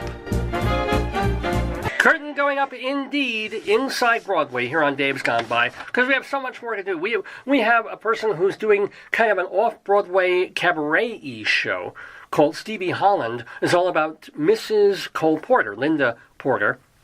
And she'll be talking about that with Rabbi Saul Solomon in just a little while. Plus, we have a Colorado Limerick of the Damned. We have Storytime. We have a Saturday Segue of Songs in the News. So much to do. But because I have been a theater journalist, a theater critic, a playwright, and actor over all these years, I do love the theater, and I do love talking about it and sharing what's happening in the world of theater with all our friends and viewers and listeners, people like Eric and David and Gina and Frank and Lynn and Kat Ann, welcome Kat Ann, and Bruce and Peggy, and all the folks who are writing in and giving thumbs up before too. So, today, October 13th, 2018, let's see what's happening on and around Broadway. Well, we have a Broadway show that's going to be opening this coming Thursday, October 18th, at Studio 54. It's a play called The Lifespan of a Fact. Lifespan, because everybody's going sort of left-wing political now. It's by Jeremy Carrican and David Morrell and Gordon Farrell, adapting an essay called What Happens There by John DeGaga and Jim Fingal. Anyway, this show, check out the cast in this play. Daniel Radcliffe, Mr. Harry Potter himself, Cherry Jones, multi-award-winning actress, of course, and Bobby Cannavale. He was in one of the Glenn Ross revivals not too long ago. It's a three-person play basically debating journalism. It's all about a fact-checker who works with a journalist who perhaps invented most of, if not all, the story that he reported. So this is... it's a world premiere show. They brought it directly to Broadway, and it is opening on October 18th. I believe it's a one-act play with no intermission in there. 90 minutes straight through. Should be kind of cool to see the lifespan of a fact. And it's directed, by the way, by Lee Silverman, who got a Tony nomination for staging the revival of the musical Violet. So that is happening this Thursday on Broadway. And a little more Broadway news. Elementary fans will be happy to know that Johnny Lee Miller will be starring in a play called The Ink. The Ink, that will be coming to Broadway's Samuel J. Friedman. It's a Manhattan Theatre Club co-production with the British company, the Almeida Theatre, and that's going to be happening in the spring. They already announced The Ink a couple of months ago, but they're casting it now. Johnny Lee Miller will star as Larry Lamb, editor of the London newspaper The Sun, which was kind of this staid, boring newspaper that was losing readership until he took on this young cub writer and reporter and editor who happened to be named Rupert Murdoch. Bertie Carvel will be playing that role, and it's all about how Rupert Murdoch took over The Sun for better and worse and turned it into something very, very different. So again, that show will open April 24th at the Samuel J. Friedman Theatre and star Elementary's Johnny Lee Miller. I want to say farewell to, we have a couple of people, unfortunately, to say farewell to on this edition of Inside Broadway on Dave's Gone By. Peggy McKay died. She was born Margaret Ann McKay in 1927, and last Sunday she passed at the age of 90. She was part of Margot Jones's groundbreaking theater troupe in Texas. She then went to New York and studied under Lee Strasberg, and then in 1956 she won an Obie Award, that's an off-Broadway award, for Best Young Actress of the Year when she was in Uncle Vanya with Franchot Tone. And as a matter of fact, you can still see this because Tone, a year later, produced and directed a film version of that production back in 1957. IMDb, the movie database, lists that Peggy McKay appeared... They mentioned that she appeared with the Abbey Theatre in a production that came over from Ireland to New York in 1951, but it may be just someone else. I imagine there's a lot of people in Ireland named Peggy McKay, probably someone very different. But the rest of this Peggy McKay's career was a little bit of film work and a lot of TV. She won an Emmy Award for The Trials of Rosie O'Neill and lots of Emmy nominations for her 35 years on The Days of Our Lives. So we say farewell to Obie Award winner Peggy McKay here in the Daverhood. We got more people to say goodbye to and also some cool other Broadway news here on Dave's Gone By. But first I want to remind you that we do this segment under the auspices of a wonderful company called Total Theatre. Total Theatre has a website called TotalTheatre.com, and it's chock full of reviews of Broadway shows, off-Broadway, regional theater, international theater. They're all free. You can go to the homepage and click on What's New and see a hyperlinked list of all the shows that are currently running all over New York and all over the world and the reviews that we have of them. Or you can, there's another link where you can go and just skim through the 5,000 plus reviews on the website in alphabetical order by region. So, and you can also obviously search by the critic, if there's a particular critic you want to find, or a city, if you're looking for shows that open in Los Angeles, or opened or by state, in California, or in Massachusetts, or in Texas. It's all there, TotalTheatre.com. Please do give that a look. Now, Total Theatre, the company, also puts out this fine, fine journal. And notice, we were just talking about the lifespan of a fact that's opening this week. And then the Waverly Gallery, that'll be opening in another week or so. And an off-Broadway show, an adaptation of High Noon.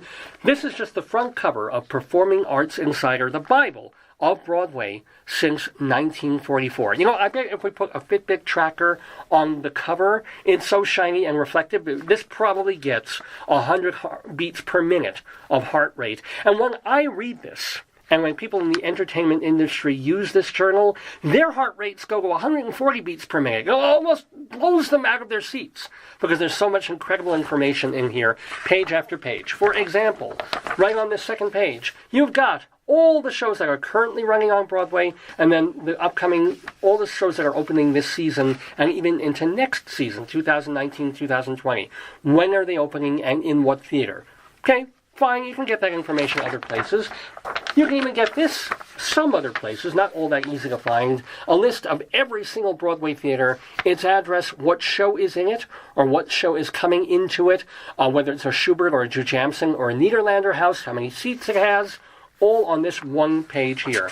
You want more information? Hell, here's the guide to all the press agents handling the shows. So if you want to get in touch with all the people involved in every show on Broadway, these are the folks who go through. Here's their phone numbers and email addresses, the guide to press agents. And then we moved towards more info in the magazine. Every single show on Broadway. What theater is it in? Where's it located? When is it starting, previews, opening, and closing? Fabulous. Going to turn the page. They do it for every single show off and off Broadway as well. Nobody else does this. You really can't find this list anywhere else except in the pages of Performing Arts Insider. We have a guide to awards and special events. For example, coming up in this month, we've had the Abingdon Theater Gala, the Samuel French Awards are coming up, all the information and contact info about that. We have, of course, the meat, the heart, the guts of the magazine, a comprehensive list of every single show on Broadway, the producers and how to contact them, who's designing the show, who created the show, all the actors, their contact and manager and agent information, the theaters they're in, when they're opening and closing. And then we even move to our guide to off-Broadway and off-Broadway. We do the same thing, every show comprehensively listed. We get to the back of the magazine. We have a cabaret listing. We've had that for a long time. We got rid of it, and now we have a wonderful intern named Gabby who is helping us do that. So she compiles a list of all the shows that are happening on cabaret things, like Stevie Holland's, although hers is more of a theater piece, but she'll be at the Triad with Love Linda.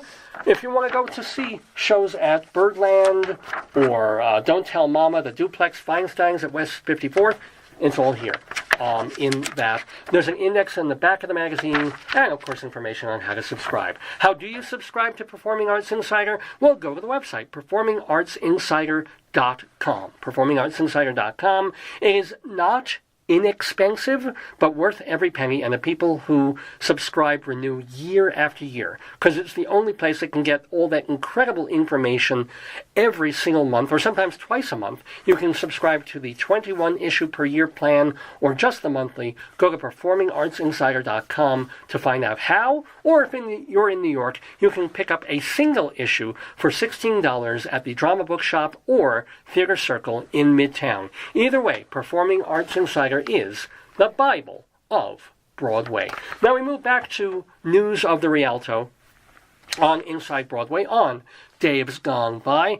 Check this out. This coming Monday, Red Bull Theater Company, they're off Broadway, is doing a one-night benefit, and they're talking about the guy I always used to confuse with Cole Porter, Noel Coward, because they're going to be reading Noel Coward's play tonight at 8:30. It's a one-night benefit concert reading at Symphony Space up on West 95th Street. But check out the cast on this.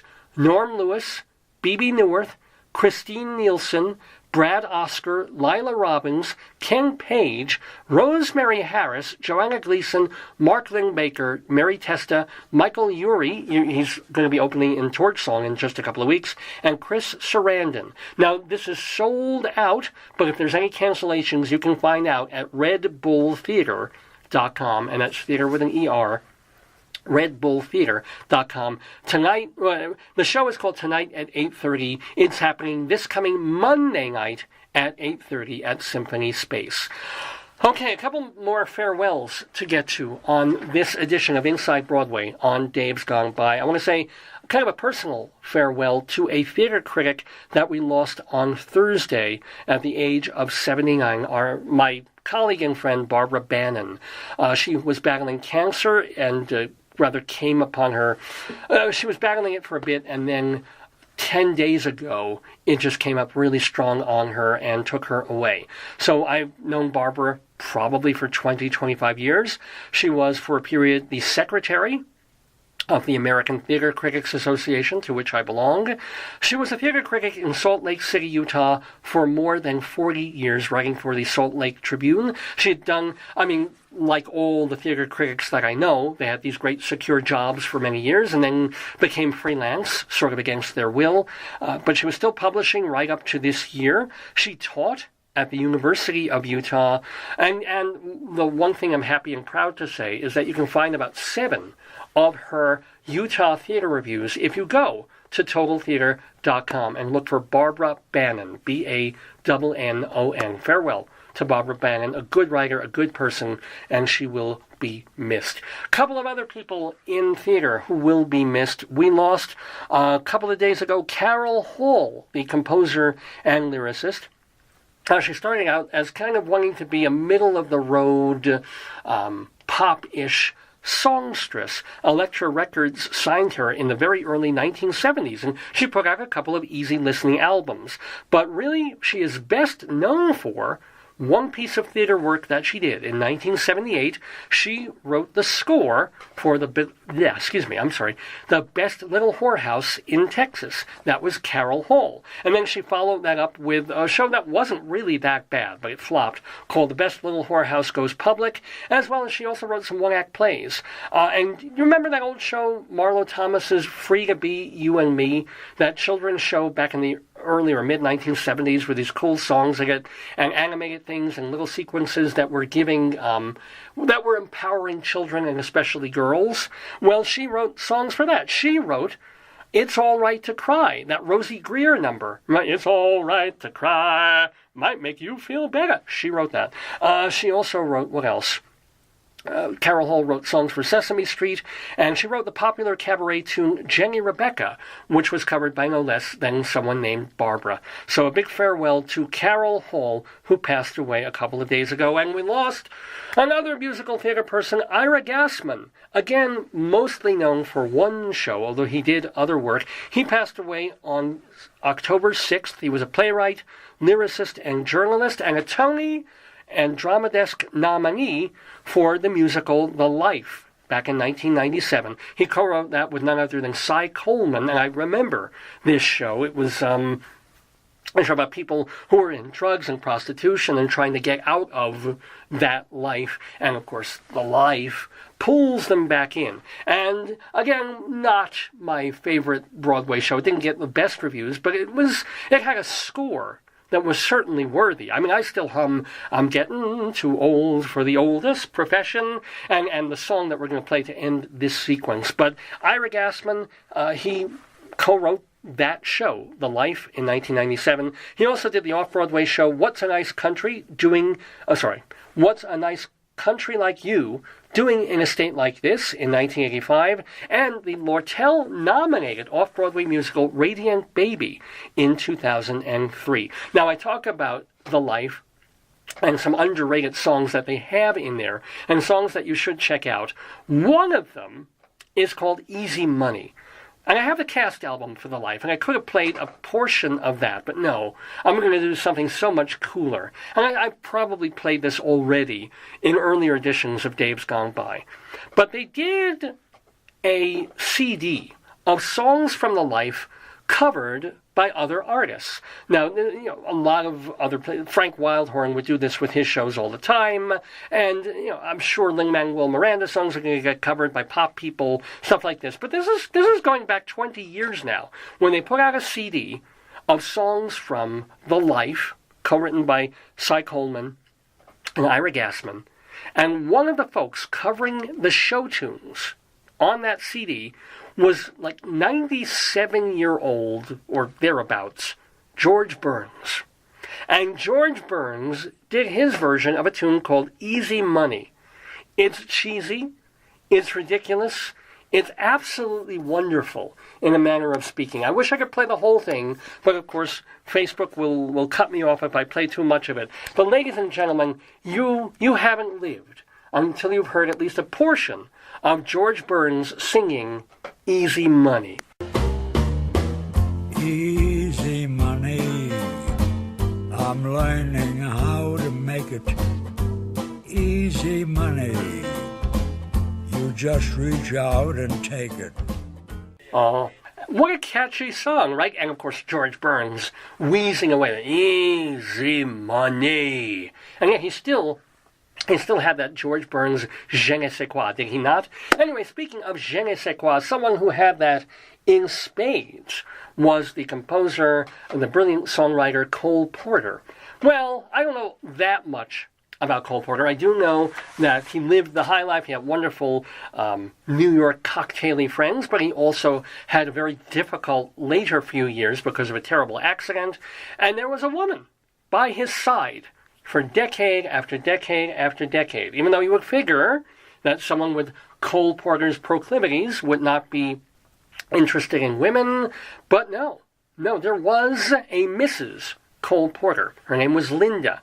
And so, want to find out about her. Kind of interesting that this person who lived sort of on the margins of Cole Porter's life, but also very much her own very special and privileged life, Linda Porter did. What do you want to know about her? Well, someone who learned a whole lot about her and turned her into, or her story, into a one-woman show with music is Stevie Holland. Now, Stevie Holland has been a jazz and cabaret singer for many years, but she thought, let me turn this fascinating woman's story into a theater/cabaret piece. She's been doing it in various ways for about 8 years now. She's bringing it back. It's coming to the Triad Theater from October 17th through November 10th, so you can go see her. Now, if you're not sure, if you don't really care about Cole Porter, if you don't know about Stevie Holland, this is your chance to find out why you should care and why it's going to be pretty great. So, she'll be talking to our one and only Rabbi Saul Solomon. Before she does, let's hear a bit of Stevie Holland promoting Love Linda and singing some of Cole Porter's songs. Hi, this is Stevie Holland, and I'll be returning with my show Love Linda, The Life of Mrs. Cole Porter to the Triad Theater in New York from October 17th to November 10th. Looking forward to seeing you. And right now, I'm talking with Rabbi Saul Solomon on Dave's Gone By. Oh, shalom, my friends. Shalom to you all. This is your old buddy, Rabbi Saul Solomon here. And let me tell you something. I've always had a soft spot in my heart for the Dutch. Why? Well, because they sided with us during World War II. They got the pretty tulip flowers. And who doesn't love soft pretzels from the Pennsylvania Dutch? And so, it is exciting to me to talk to someone who has Holland in her name. Stevie Holland, the songstress. Let me tell you about this woman. In 2004, she won the Backstage Bistro Award for Outstanding Vocalist of the Year in Nightclub and Cabaret. She has performed at the Iridium, Jazz at Lincoln Center, the Merkin Concert Hall. But right now, she's coming back to perform her best-known show. It's called Love Linda, and it's all about the life and wife of Cole Porter. So you can see this. It's happening October 17th through November 10th at the Triad over on West 72nd Street. We want to talk to Stevie Holland about her singing, about Cole Porter. USA Today has said that she straddles jazz and pop with, quote, effortless elegance and warmth, which are, of course, the two things I most embody. So please welcome to the Daverhood, Stevie Holland. Shalom to you. Shalom, Rabbi. How are you? I'm all right. You know, aches and pains, the usual things, but talking to you, I am delighted. How are you? Are you excited about bringing this show, which you've been working on or doing in various guises for over a decade? Is this true? Well, we've been developing it over a decade, but we've been doing it for going on 9 years, yes. I'm always excited to bring Linda because it's such a special story to tell. Now, does it evolve and change, or did you get it right 8 years ago? Like a precious child, it has been growing and learning And as it learns, it develops, and it has blossomed into a very meaningful, beautiful story. It started out as a great idea and a small little script and a very exciting evening kind of act, and it has matured into a real work of theater and a very meaningful and rather deep play. And I'm happy to say that we've been published, and it's now getting performed all over the country and the world. Actually, Berlin, if you can believe it, just had a production. The other, it's been translated to German, and it was just done the other week in Berlin. And well, have you seen other people do it, and can you sit there objectively? No, I have not, but I have seen other... I'll tell you this, Rabbi. I have actually seen in one upcoming production somebody take my body and Photoshop the actress's head onto my body. So that one I'd like to see live. Yeah. Lucky actress. You got a nice body, I'll tell you that. This is... your husband is a lucky man. And we'll talk about him, too. But, she had to live. Linda, Cole Porter's wife, she had to live essentially in his shadow. What were her dreams? Were they subsumed by being married to him? Not in the least. She was an amazing woman. Before Cole came on the scene, Linda Lee Thomas was a gorgeous Southern belle who was married to a real character who, as we say, had the distinction of, well, he was a newspaper mogul and auto enthusiast, she calls him, because he had the distinction of being the first American to kill someone in a car accident. He was also a brute, and she, for several years, put up with a lot of abuse, and then back in the 19-teens, she obtained the largest divorce settlement of its time, and Linda took off to Paris and hobnobbed with all the greatest artists and expats at the time and had a spectacular life. And Cole came along after he left Yale and a couple of little initial flops in New York, and they discovered each other, and they were both crazy about each other. She completely knew Cole was gay, and that was fine. She was one of these, we don't get into whether Linda was gay or not herself, but she was a woman who had been through enough and maybe had it with being messed around with by men, and so she didn't mind Cole's other appetite. Well, was he gay or bisexual? I mean, do you think they had some kind of physical... Well, no, they absolutely did. I mean, there's no... First of all, Linda had a miscarriage by Cole, and through her relations with Cole. Cole was a gay man, but he adored her. He loved beautiful women. She was a stunning woman. She was a worldly woman. She opened up every door to him, and he gave her talent, artistry, a bohemian, crazy lifestyle. I'd say they were the original Brangelina, those two. They're really a power couple, and they adored each other. Linda's thing was just, she'd hoped for discretion back then.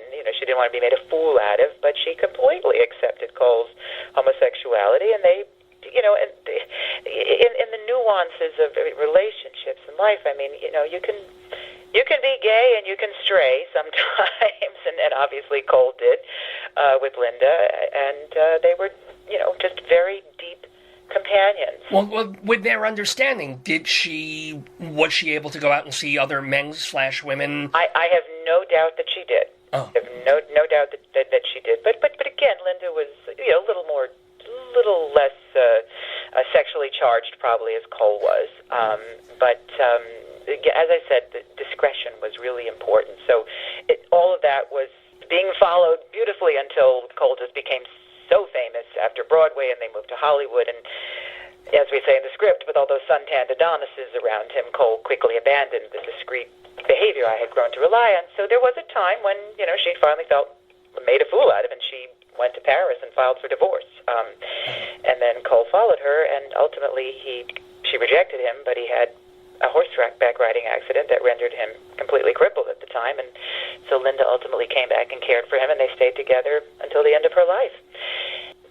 It's an amazing story, just personally, with the two of them went through health-wise. She had emphysema. She would walk out of an iron lung for an opening night, and Cole went through 30 surgeries with 2 crushed legs, and his doctors wanted to amputate both of them, but Linda always put her foot down because she knew that would kill Cole's spirit. Right. And plus, he couldn't put his foot down for obvious reasons. Yeah. And when Linda died, ultimately, that's when they finally did amputate Cole's leg, and Cole had a pretty rotten final 6 years of his life without her. But they were together for 35 years, and believe me, there'd be no Cole Porter without Linda. Well, did she have any writing or musical talent of her own? Did she ever co-write or try and co-write with, or that was totally separate? Well, again, as we say, she was extremely cultured, extremely artistic and intelligent, and only hung out with, just some of the greatest artists of her time. And I'd say in the script that her opinion was very important to Cole. And if something didn't sound quite right to her, he'd march back to that piano and give it another go. Linda got Cole, she wanted him to study with Stravinsky. That didn't work out, but he did end up, she pushed him towards studying classically while he was in Europe, and she nurtured Cole Porter all along the way. She nurtured, she pushed him, she helped him develop his talent, and when the time was right, she was dear friends with Irving Berlin. Ooh. And Berlin saw what talent Cole Porter was, and it was Berlin who got Porter back to the States to start creating Broadway shows. So, I mean, she played a major role in the development of Porter, professionally, artistically, and just as a companion. So whether she did any writing, I don't know, but he certainly respected her opinion, and it factored in many times. Well, speaking of opinion and development, one of the things that helped develop this show, Love Linda, is somewhere along the way, Richard Maltby Jr. got involved. Now, he's a mostly known as a songwriter. He did Closer Than Ever and Big on Broadway. So how did he get involved, and what did he bring to the table? He also is a two-time Tony-winning director. We have respected and known Richard for many years. He is a brilliant and unique talent with his writing abilities and directorial abilities. And after our initial run at the Triad, we had the opportunity to do an off-Broadway premiere at the York Theater in New York. And so we ran the material by Richard and said, hey, are you interested in this? And he just jumped in. He felt very strongly about the strength of the book and the concept and the story.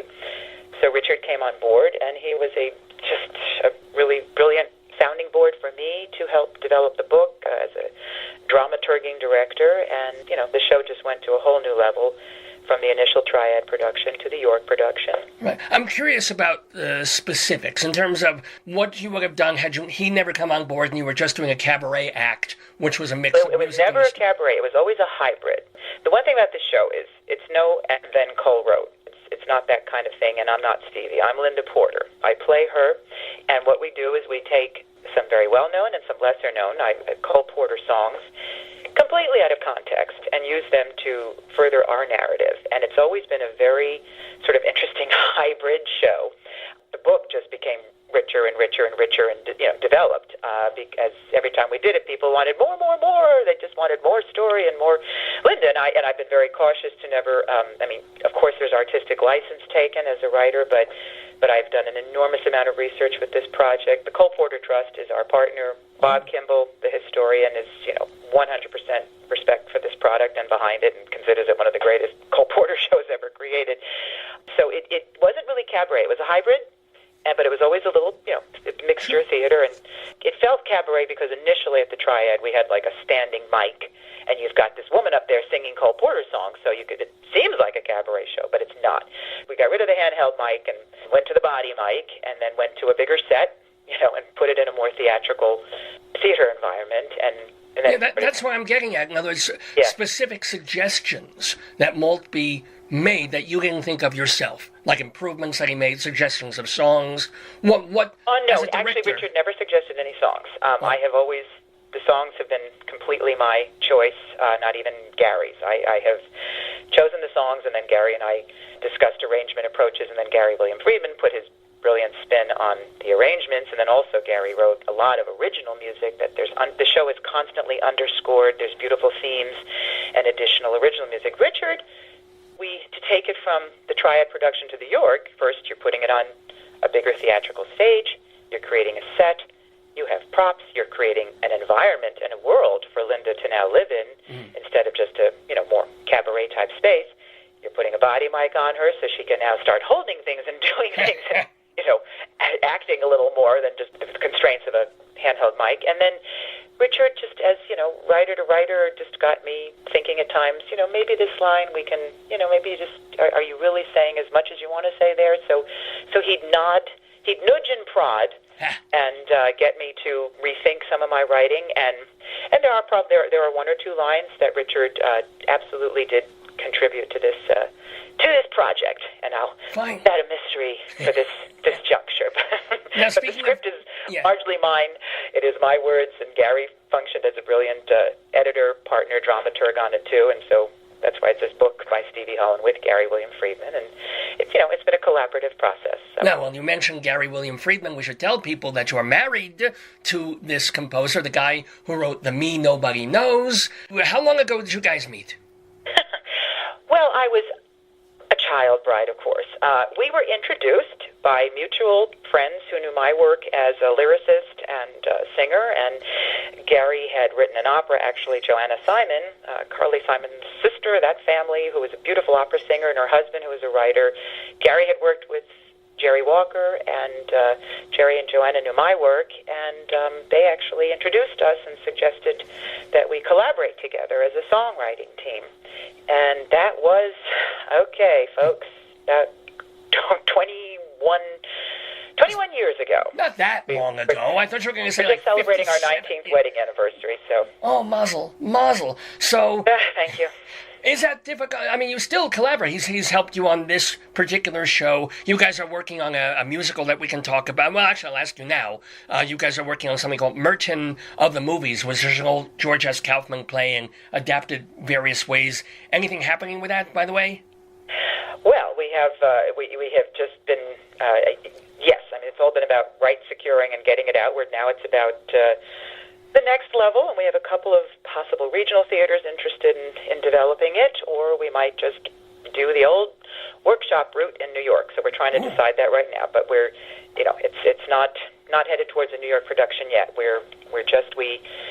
This is a project that actually Gary had worked on some years ago at Carnegie Mellon. He was brought out, and Mel Shapiro, who's also involved with this, was teaching and directing. Mel Shapiro wrote, okay. I don't know off the top of my head Suddenly had my blanket. Gentleman of Verona. Okay, yeah. And he's directed a lot of John Guare works and such. Mel was teaching out there, and they did work on it years ago with a man named Robert Lorick, Tap Dance Kid, and they did a production. Actually, a young Rob Marshall was in it at the time. And anyhow, it was a big hit and very close to getting to the Great White Way, but too many, again, complications happened. People went other directions. Anyway, back in the trunk, and Bob Lorick passed away, but his executor, who is also an active and blossoming producer, Lyle Saunders, came along and wanted to get the work out again, and then I was brought in as an additional book writer to the script. Needed some work in developing, and I wrote some new songs with Gary, and anyway, so now we're all... But here's the deal. You and Gary William Friedman, you're married, you live together, been together for 2 decades, so is it... Spend way too much time together. Let's get that straight. Okay. Is that difficult? You got to work together, and then you have an argument about something else completely. Can you then go back to the piano? Is it like they're playing the good thing is that we can argue about everything. That's yeah.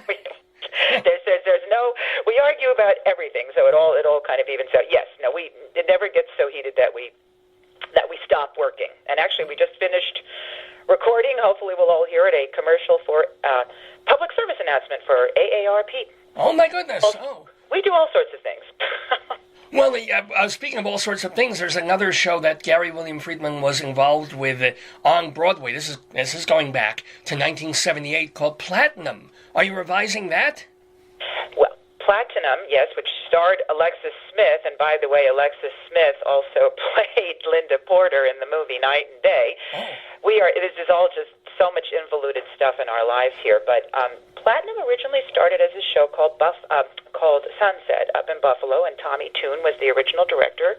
It was a big hit. Tommy had a falling out with the producer, moved from there to Broadway. Joe Layton became the director, and so many things happened from Buffalo to Broadway, and the show was, I just will say, was ill-treated in many ways and did not ultimately get the reviews it deserved, and then it went from Broadway to a small cabaret act with Tammy Grimes called Sunset again, and then it went in the trunk. And I, years later, said to Will Holt, who was the original book writer, and Bruce Valanche came in at one point in the Broadway run, but I said, we can't let this score go. But the show has always been dogged by problems with the book.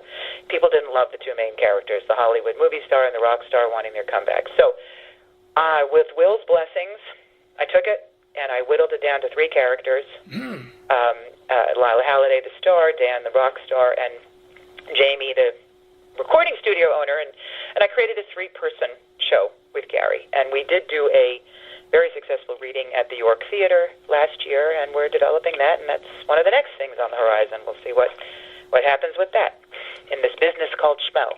It's true. And, it's just you have to have all these different projects in the hopper, all these different things percolating, so that when it's time to grab one, it's like, okay, we're ready. That's the nature of the beast. But let's roll it back with Stevie Holland here. First of all, I say that name is your Norwegian, Italian, I think, in your background. What name is on your birth certificate? My birth certificate's actually Olivieri. My father was Italian, and my mother was Norwegian. But Stevie, where did that come from? That came from Stephanie. Oh, okay. Well, so from when you were a kid, people called you that, or when did Stevie take? Well, I actually had a twin brother named Stephen. You see what happened? My mother, we were her 6th pregnancy, and back at that time, she was a very hardy Viking, and didn't know she had 2 children inside of her, and so 6 days before delivery, she actually found out. But my parents had basically planned, if it's a boy, Stephen Michael; if it's a girl, Stephanie Michelle. And then we were born, and they didn't get creative. They just said, you, Stephen Michael; you, Stephanie Michelle. And when I was growing up, I really wasn't a Steffi. He was Stevie when we were little. So in my high school yearbook, you've got Steffi, Stevie, Harry. I had a bunch of nicknames. And by the time we graduated, I said, Stephen, do you mind if I just stick with Stevie? And he said, no, I'm Steve now. So anyway. That works out. I'm glad I asked that question. That is so. And by now the way, it's out. Now it is out in the world, Rabbi. You've exposed me. Well, I don't know about that, but let me move forward into your school years, because, and I always do this, the producer and host of this radio program, Dave Lefkowitz, he went to New York University. I have a feeling you know him very well. I know, yeah, he's almost a doppelganger, I would say that. If I used German words, that's the word I would use. But he went to a place called New York University, Tisch School of the Arts. I believe you're familiar with that as well. I am. And when did this good producer go there? Oh, he was back there in the early 1980s through the mid 1980s. Really? Well, that's sort of when I was there. Oh, good Lord. Well, he was in film, TV, and playwriting and all that crap. Where were you? Were you in acting? I decided instead of, I didn't want to do, they had a program for drama majors, and were signed an acting company. I didn't want to be part of the musical theater scene. I felt I had done so much musical theater as a kid. I really wanted serious acting training. And anyway, I ended up at an ensemble called the Experimental Theater Wing. And there I had young Anne Bogart was my first. Oh my God! Was Richard Schechner as part of that too? Was he? That name I don't remember. A man named Ron Arglander ran the department. Okay, cool. So any great memories or not so great memories of taking classes at NYU? Yes. Oh, like what? Yes. Oh, I doing movement class and looking down over Waverly Street and watching all the guys and come out of the back of the deli watch us. I don't know. It was very professional. It was wonderful. We'd have Monday, Wednesday, Friday. It was intensive acting training, and Tuesday, Thursday academia. And it was just a wonderful experience. I knew it was an honor and a privilege to have. So there aren't that many memories that I can. They're too long to go into, so I'm going to take a pass on that one. No problem. Well, I hope you won't pass on this one, because also you must have known pretty early, since you were already going to college for this kind of thing, that you had a talent. Your whole family was kind of musical, ... Yes. Well, my mother was a glorious operatic soprano, and if she had not had 7 children, she probably would have had a great career with the Met or with a Norwegian touring company. My dad was a musician, but he ultimately became a commercial artist. His brother, my Uncle Mike, was, yes, a very successful band leader and musician, and he was actually Fred Astaire's music director. Whoa! So, yeah, wow, yeah. Okay. Did he tell you stories? Any stories you remember about Fred Astaire? He just said that Fred never never stopped moving. Fred would be shaving his face, and he'd be tapping in the mirror and cutting his face. But if you read Fred Astaire's biography, Steps in Time, he has a whole chapter on the USO, and he does talk about Mike Olivieri, who was my uncle. But my uncle, unfortunately, had cancer and died relatively young, so I didn't get to grow up and really ask him the kind of questions I would have liked to at a more mature age in my life. But when you were young and little, like 5, 6, 7, 8, did you get up and sing it? I was very young. We have this. Yeah. Both my parents were married before. My mother's first husband passed away, and she had 4 children, and then she married my dad and had us 3. I'm the youngest of a large group of children, and my father was older. So I'm rather young to be having an uncle who was Fred Astaire's music director. But there's a big spread in my family. My oldest sister is actually about 16 years older than I, so. Well, you're also rather young to be doing the kind of music that you do, as opposed to 60s, 70s pop rock. Even though you've done some Carly Simon, even though you've done some of that, you're dipping into a generation earlier, really, musically, of what you're doing. So how did that come about? Well, definitely just my upbringing. I mean, I was a few years old, and I brought out orange juice to a purple painted bus that one of my brothers came back on from Woodstock, and my first concert, I was 8 years old. My sister brought me, one of my sisters, to the Beacon Theater to hear Carole King, and I mean, I was extremely influenced by all sorts of rock and pop and soft rock in the 70s, influenced my brain, just as far as nostalgia goes. But my parents, I mean, my dad was just a nut, and we would sit down by that hi-fi, as we called it back in the day, and he would just play everything. He was a jazz aficionado. I had to learn Ben Webster's solos, and I was just very influenced musically in a very broad way through my family. We loved the theater. My parents loved jazz. They love opera. They love the theater. Oh, do you remember the first show you went to, whether it was on Broadway or somewhere else? I don't, because it's funny. My first New York theatrical experience, I remember, was actually like the holiday show at Radio City. They played the who was in this one? It was the Christmas Carol movie. Scrooge? I think it was just they gave it the title Scrooge, and so it had to be back in the early 70s, I guess. But I don't remember my first Broadway shows. I know later in my early teens, I actually went to see Ain't Misbehavin'. Speaking of Richard Maltby. Richard Maltby directed, that's right. Do you have a favorite all-time Broadway musical? Do I have a favorite all-time? Yeah. Oh, gosh. Well, when I was a kid, I was in a production of West Side Story. I dyed my hair black and played Anita. So that's always been one of my, Yeah, because I see the Norwegian side of Anita at certain points. No, I'm kidding. Yeah, of course. But West Side Story is certainly up there with one of my all-time favorites. But I just never like to. Oh, sure. I like to list favorites. There's just too much good stuff out there. I imagine Kiss Me Kate is pretty important to you at this point. Kiss Me Kate is very important, and it certainly factors into our current story, Mr. Cole Porter. So yes. Do you have, since you're a singer, do you have a favorite all-time Cole Porter lyric? Oh dear. One that just dazzles you every time you sing it or you see it on the page? That's really tough. I just can't. Every single song I've picked in this show, from So in Love to What Is This Thing Called Love to Night and Day, no, I just can't do it. They're all beloved children, and that's me as a writer and a singer. I can't do it, Rabbi. Ladies and gentlemen, you can all go see and admire Stevie Holland's Children by going to the Triad Theater in New York. It's October 17th through November 10th. It's called Love Linda. For more information and tickets, you can go to triadnyc.com, triadnewyorkcity.com, or Stevie Holland's own website, where you can buy her albums and see pictures and find out a lot more about her, is stevieholland.com. Just have one or two more questions for you before we let you go. I have to ask this. Being who you were and then meeting and marrying Gary William Friedman, I mean, did you didn't convert? I mean, how do you deal with the religion thing?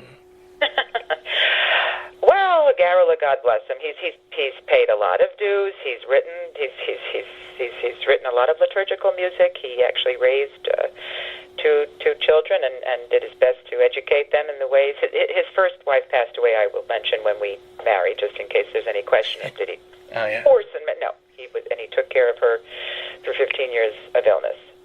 But no, Gary is very spiritual. We both are, but neither of us are truly religious in the sense of organized religion. So we find a nice balance. I've been to many services. Listen, I've sung in Yom Kippur and Rosh Hashanah services. I've dragged Gary to some Christmas Eve carol services. That's about the extent for me and my church going now. I was much more, as a kid, I was exposed to much more religion, and I had my fill by the time I was 17. So we're both kind of ecumenical and very spiritual, though.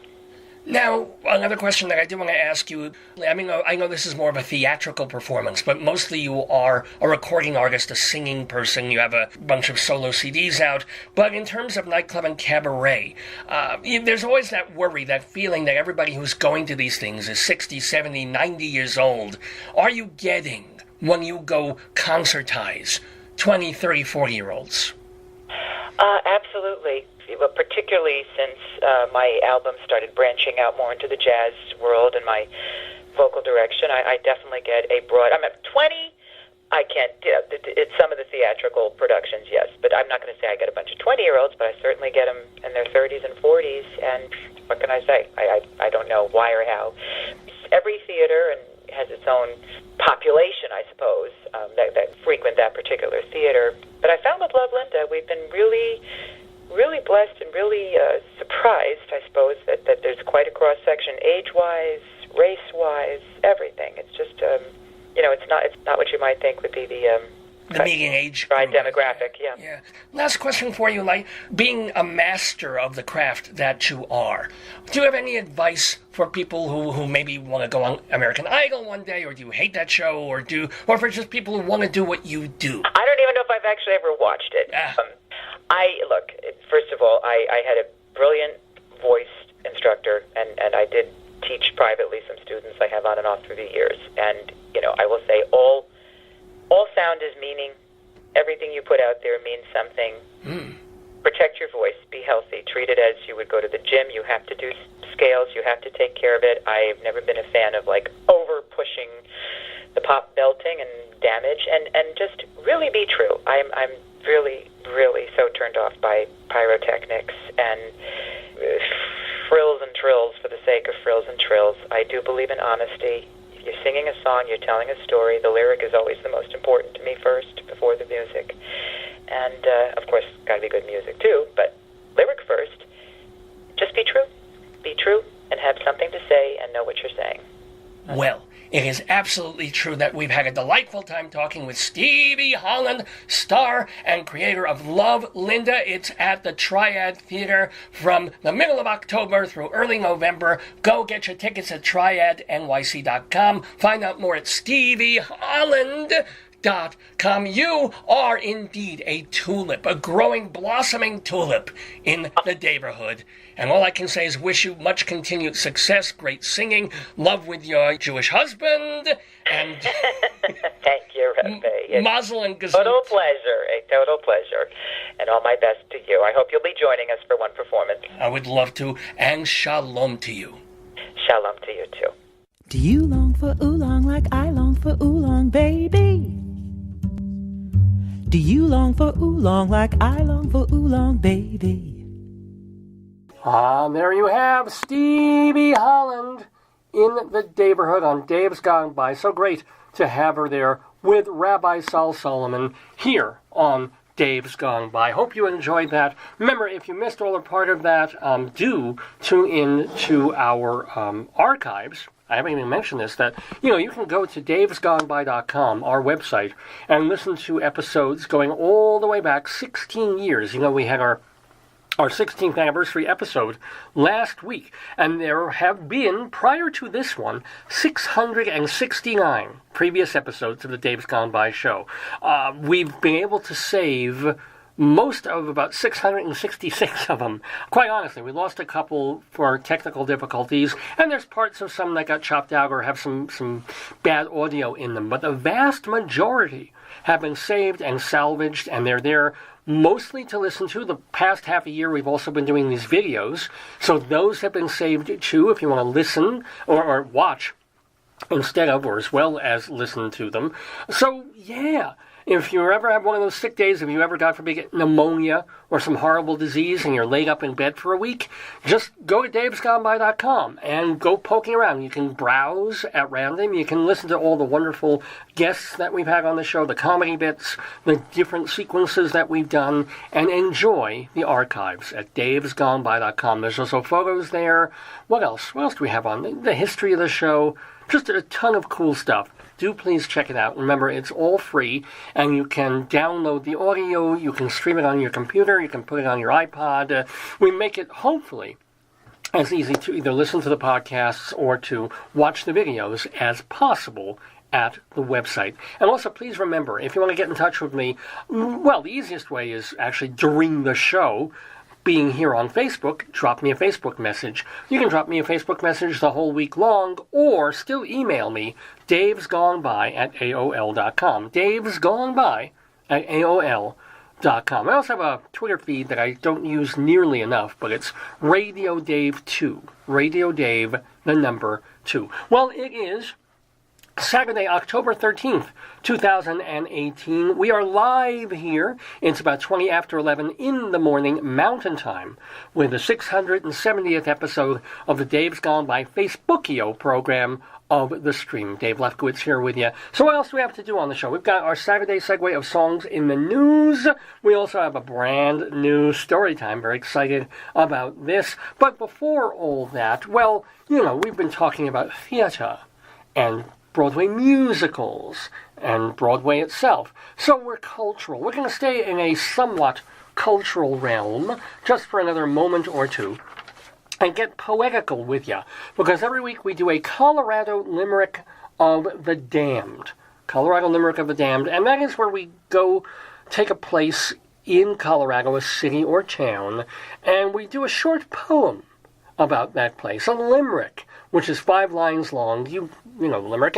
And being a limerick, it tends to be rather, shall we say, risque or borderline obscene, which is why I like them. So if you do have children in the room, take them out for a moment before we get to story time, because we're going to do a Colorado Limerick of the Damned. You're the poetry man. A limerick is a comic verse of 5 lines, in which lines 1, 2, and 5 will end with words that rhyme, and likewise verses 3 and 4 also end with words that rhyme. So this is a limerick. Rocky Mountain, Colorado, Colorado, Colorado. Oh, yes. A Colorado Limerick of the Damned here on Dave's Gone By. So this time we go to... I wish I had a map here. That would be cool, like a nice visual of... You know, if we had a budget for this show, there'd be some animated graphic going towards a map of Colorado and landing on Castle Rock. Castle Rock is the name of the place of today's limerick. It's an affluent town between Denver and Colorado Springs. The Native Americans, Cheyenne and Arapaho tribes originally lived there. But then came the homesteaders looking for gold and some volcanic rock called rhyolite. Never heard of this thing, but apparently that was as precious to them back then as gold. Current Castle Rock has tons of open spaces and parks. And we all think we know about Castle Rock, but actually, Castle Rock films and that new Stephen King-based TV series have nothing to do with Colorado's Castle Rock. It's actually based on Castle Rock, Maine, and all the weird stuff up there. So our Castle Rock is quite beautiful, except in this poem, except in our Colorado Limerick of the Damned. So, ladies and gentlemen, without further ado or a don't, here is this week's Colorado Limerick of the Damned. The orchestra in Castle Rock plays naked, but please do not mock. The drummer is cute, and the guy on the flute can play first xylophone with his cock. Thank you. Thank you very much. Thank you. That is our Colorado Limerick of the damned. Oh, yeah. You can bring the kids back now. And as if you're really bothered to kick them out of the room. But welcome, everyone. It's 25 after 11, and now we move on to another segment of the show, a segment that started, several months ago now, when, really by accident, I had gone to bring our car in, our Subaru, for brake pad work. And while sitting there and arranging everything, I was at the service station, and they had a table filled with magazines, like auto magazines and Reader's Digest and children's books to keep the kids occupied while mommy or daddy is waiting for, the oil to be checked and the car to be done and so forth. So, while I was poking through that and finding the occasional Dr. Seuss book or Highlights magazine or, cooking magazine or more male-oriented, let's wait for a half hour in this shop stuff, and the Greeley Tribune, I have found a book called A Cow for Hansel. A Cow for Hansel. And I couldn't resist reading it. And we read it like a chapter a day for week after week after week on the program. It became one of the most popular segments that we did, and one of my favorites, because I didn't have to do any actual work. I just had to read the book and make occasional snarky comments, and people loved it. So we did that. We also did the book Vegetable Friends, which was, a delight for me because it features my beloved friend Potato. So that was pretty neat. And then also we did recently Bill Cosby's Little Bill. We had a book about a chicken. I forgot about that one. That was a really good book. So now it's time, though, to begin a brand new StoryTime book on Dave's Gone By. And oh boy, you've seen my excitement about this all program long. And I found this in the same service station where I got A Cow for Hansel. So it's going to be good, right? Tell me a story, tell me a story, tell me a story. Remember what you said. You promised me, you said you would. You gotta give in, so I'll be good. Tell me a story, then I'll go to bed. Ladies and gentlemen, our children's book, My Sheriff Goes Over Weather and Farm Safety, featuring Casey the Canine, and courtesy, by the way, of the Weld County Sheriff's Office. So this is a coloring book about farm life, which is essentially warning children of all the horrible ways they could die on a farm when there are bad accidents and bad things going on. And it seemed like I'm advertising it, so if children want to learn about trucking or need to rent a truck, there's that. There's Peak Kia for children who are ready to drive.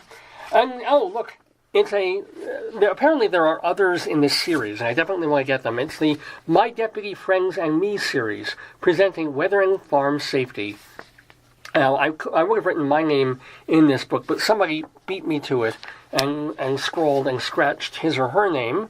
To the community of Weld County, this coloring book is for you to have fun while learning about important issues life has to teach us. You, the young people of Weld County, are part of the community, and it's important to keep your home the best it can be. If you have any questions, please contact us at the Weld County Sheriff's Office. And by the way, this obviously looks like it was done in 1961, but it's copyright. Honest to gosh, this is copyright 2015, 16, and 17 from Community Partners. So it's brand new. And by the way, children, if you're looking for a place to stay, if you're fighting with your parents, you're running away from home, may we recommend the Holiday Inn Express and Streets over on West 29th Street. Free swimming pool without lifeguards, so you can really have fun. Matching beds there in case there are any molesters in town. And really, really cozy, comfy chairs by a fireplace, which is nice and toasty warm if you put your hands all the way in. Okay, My Sheriff Goes Over Weather and Farm Safety, featuring Casey the Canine, here on Dave's Gone By. Oh, ladies and gentlemen, it's fun to grow up on a farm.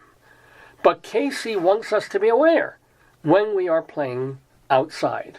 And by the way, please notice that we are only one page into this book, and already whatever child had it has gotten bored. It's like they did the little child's pink top and then the blue coveralls, because he was a farmer, farmer kid, and then nothing on the chicken, nothing on the dog, nothing on the house. It's like, this is a color book that's supposed to be hours and hours of fun.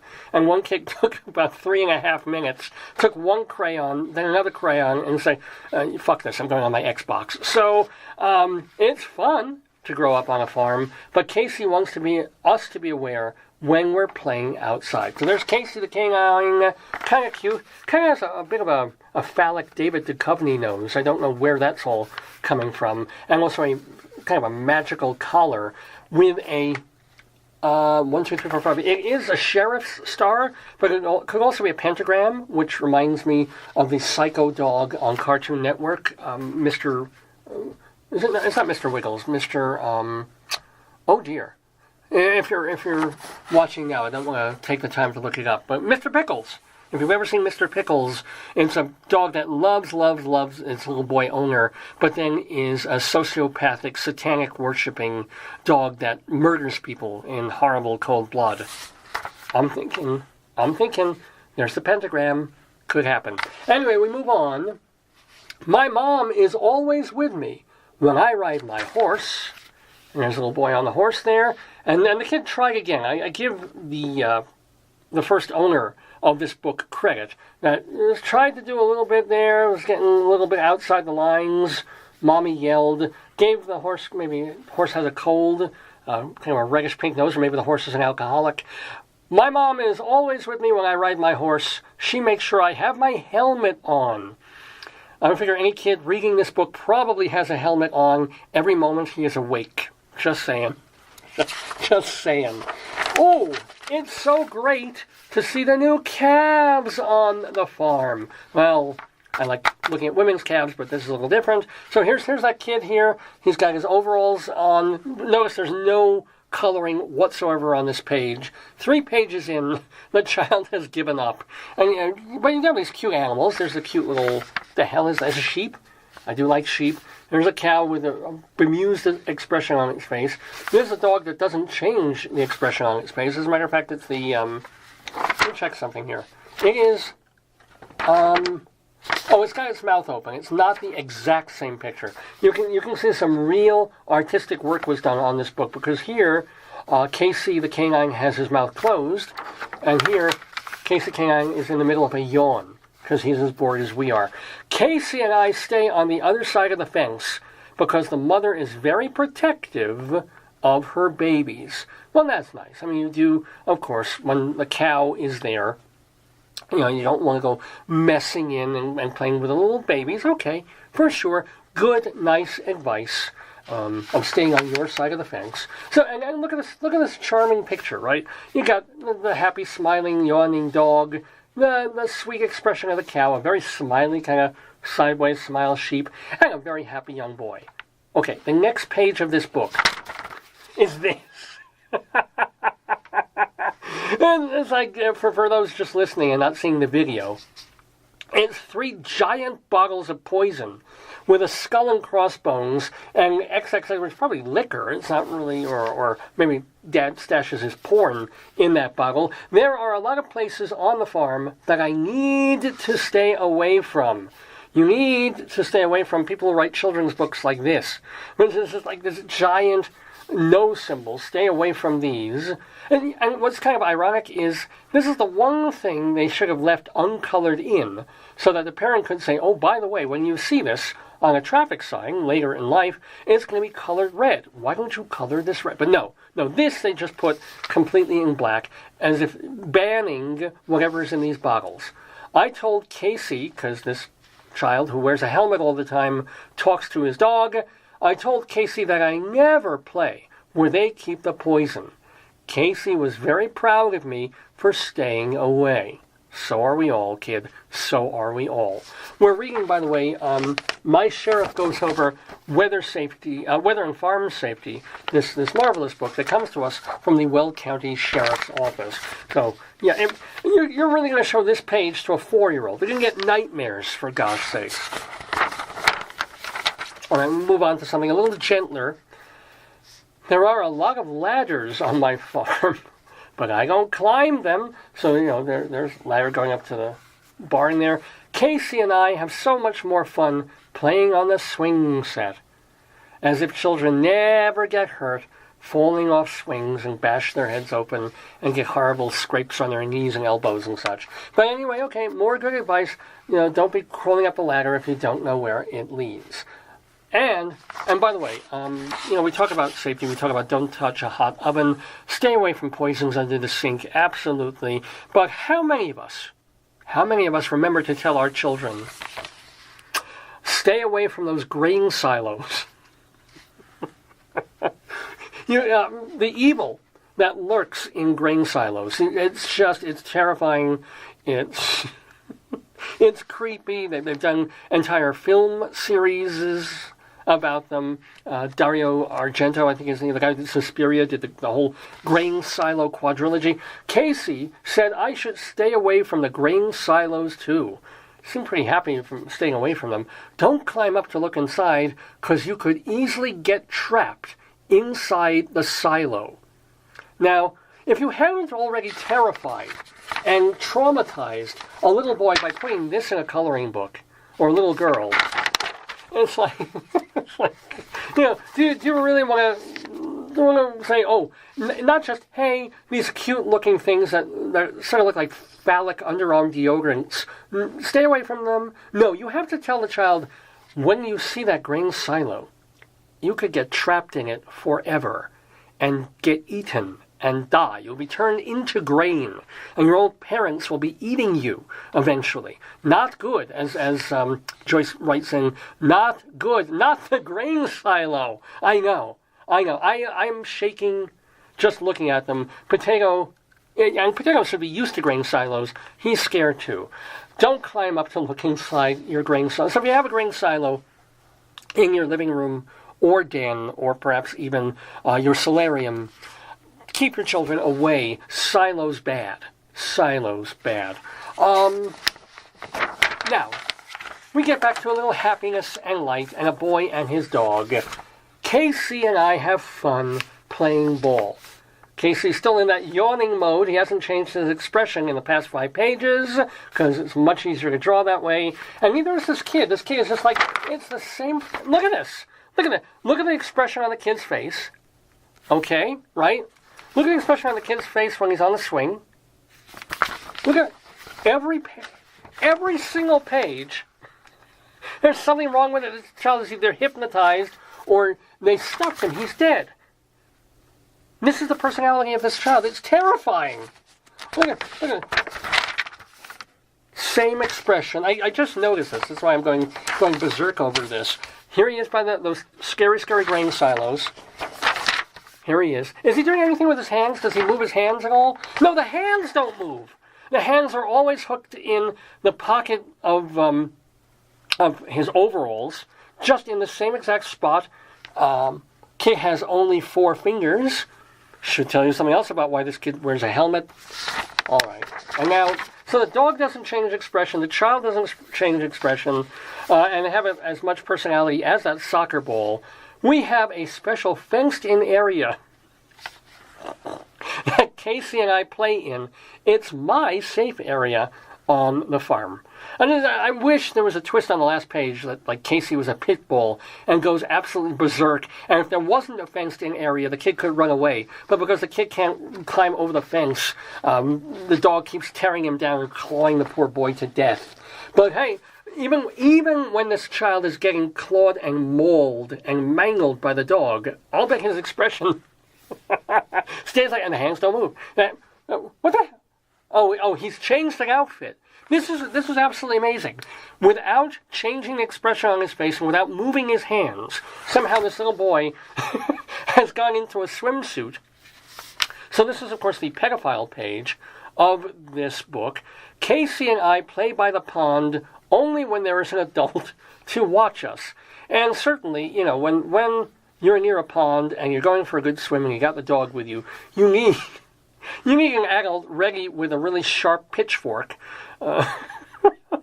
It's like Andrew Wyeth gone psychotic right here. There's a pail, I guess, for a bucket of water. There's plants growing there, so I'm not sure what kind of pond this is. There's probably a ton of scum there. And what does our child think of pond scum? Happy expression doesn't change. Joyce wrote in to say, drawing is not easy. No, it certainly is not. And so, but Casey closed his mouth. So there's been some effort there and has changed the stance.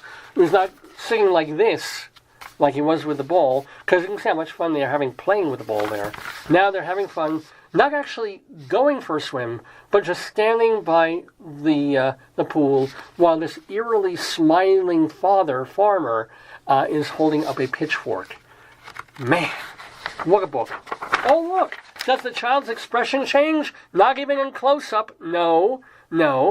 After having a big day playing and helping on the farm, it's time to go inside, where it seems he's drowning his sister in the sink. But before we eat, we must be sure to wash our hands. See, and that's a good piece of advice, and something that isn't going to scare the crap out of kids.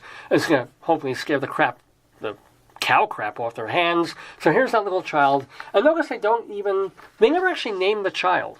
They call the dog KC, but this child has so little going for him that, and that's sort of a girl's hairstyle, so it could be a trans or pansexual kid, but so unimportant, this child, that we don't even know what it is called.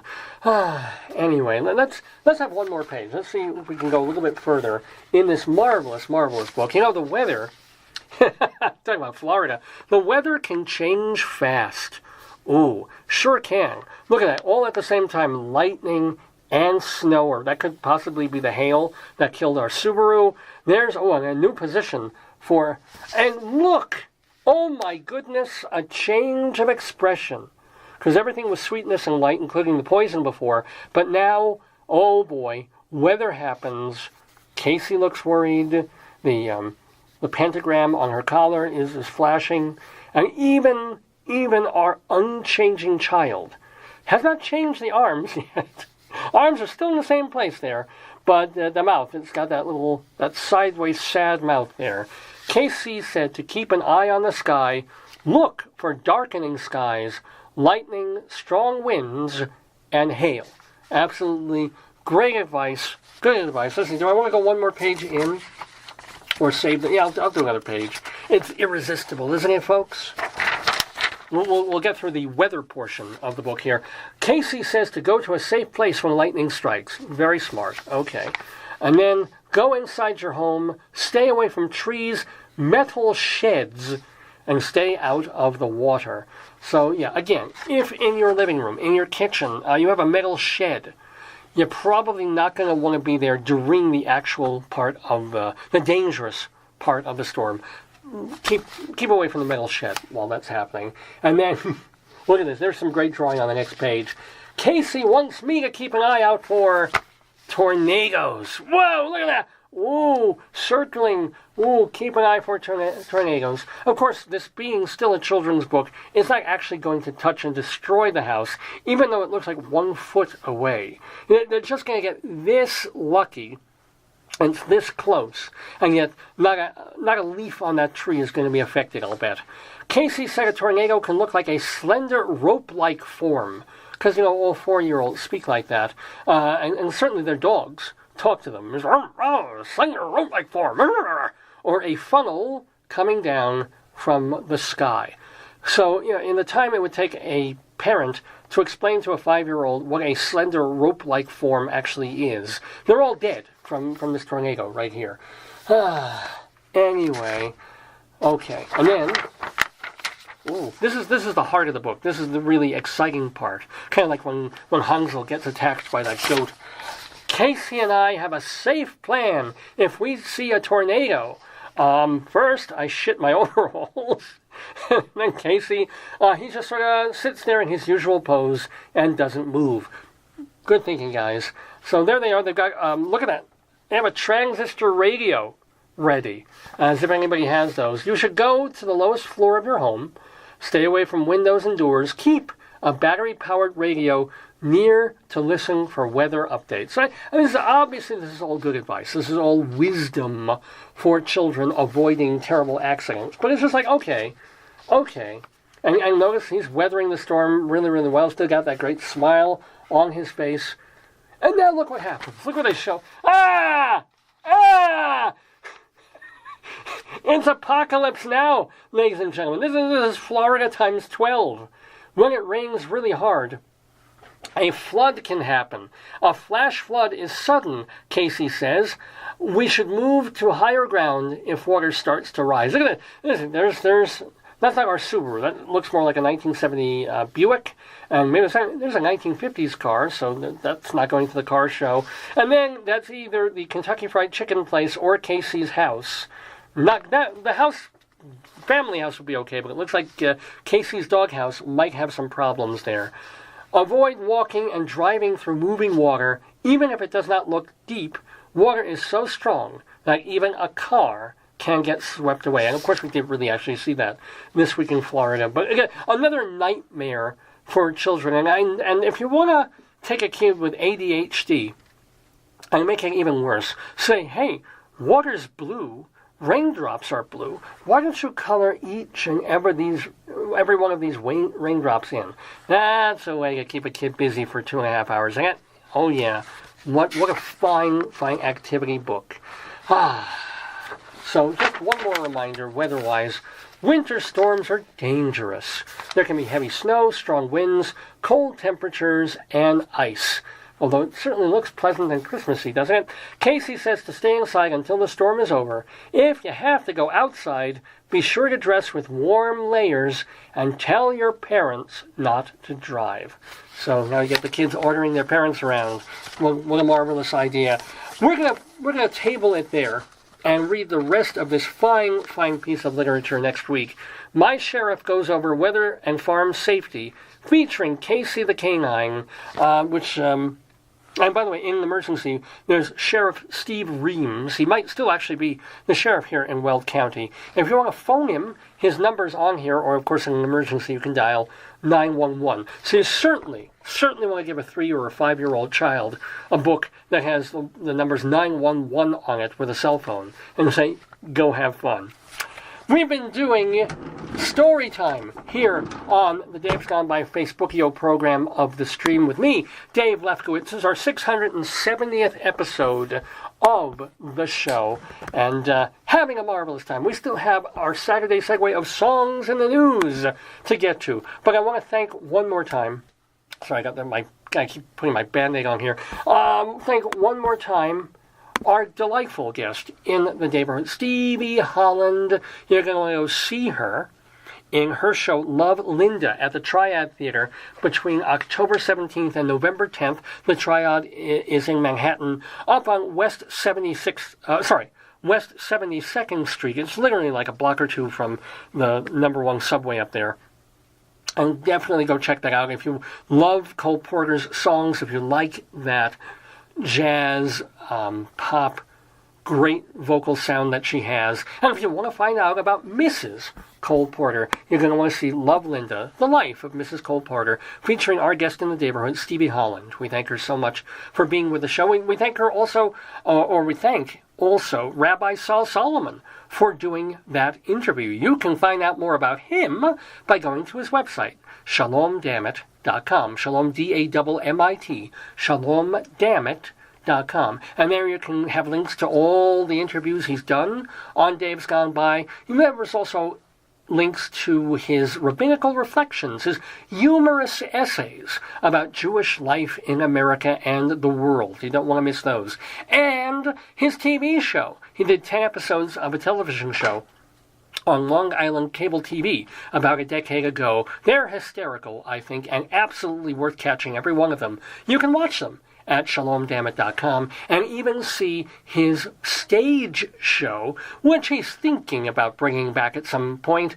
Shalom Dammit, An Evening with Rabbi Saul Solomon. You want to watch it, see if you might want to then go see it live in New York? Go to shalomdammit.com. And now, Rabbi Saul, he's been with us since our very first episode, whereas Stevie Holland just joined us for this episode today, so she's a brand new friend of the Daverhood. We like to keep tabs on the old ones. We like to let you know what people who've appeared on this program have been up to since they've been on the show. We call it the Friends of the Daverhood.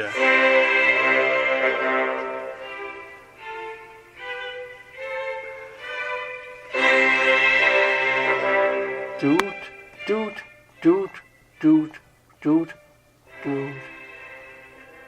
So yeah, this is one of my favorite things to do on the show, just because we take so much pride and credit in the cool people that we put on Dave's Gone By, the friends that we have, as it were. So it excites us when they're on, making new music or writing books, or they're doing other things, and we keep tabs on them that way. So, for example, I want to let you know that our actor friend Martin Vidnovic took part in an industry reading yesterday of a musical called Shepherd the Musical.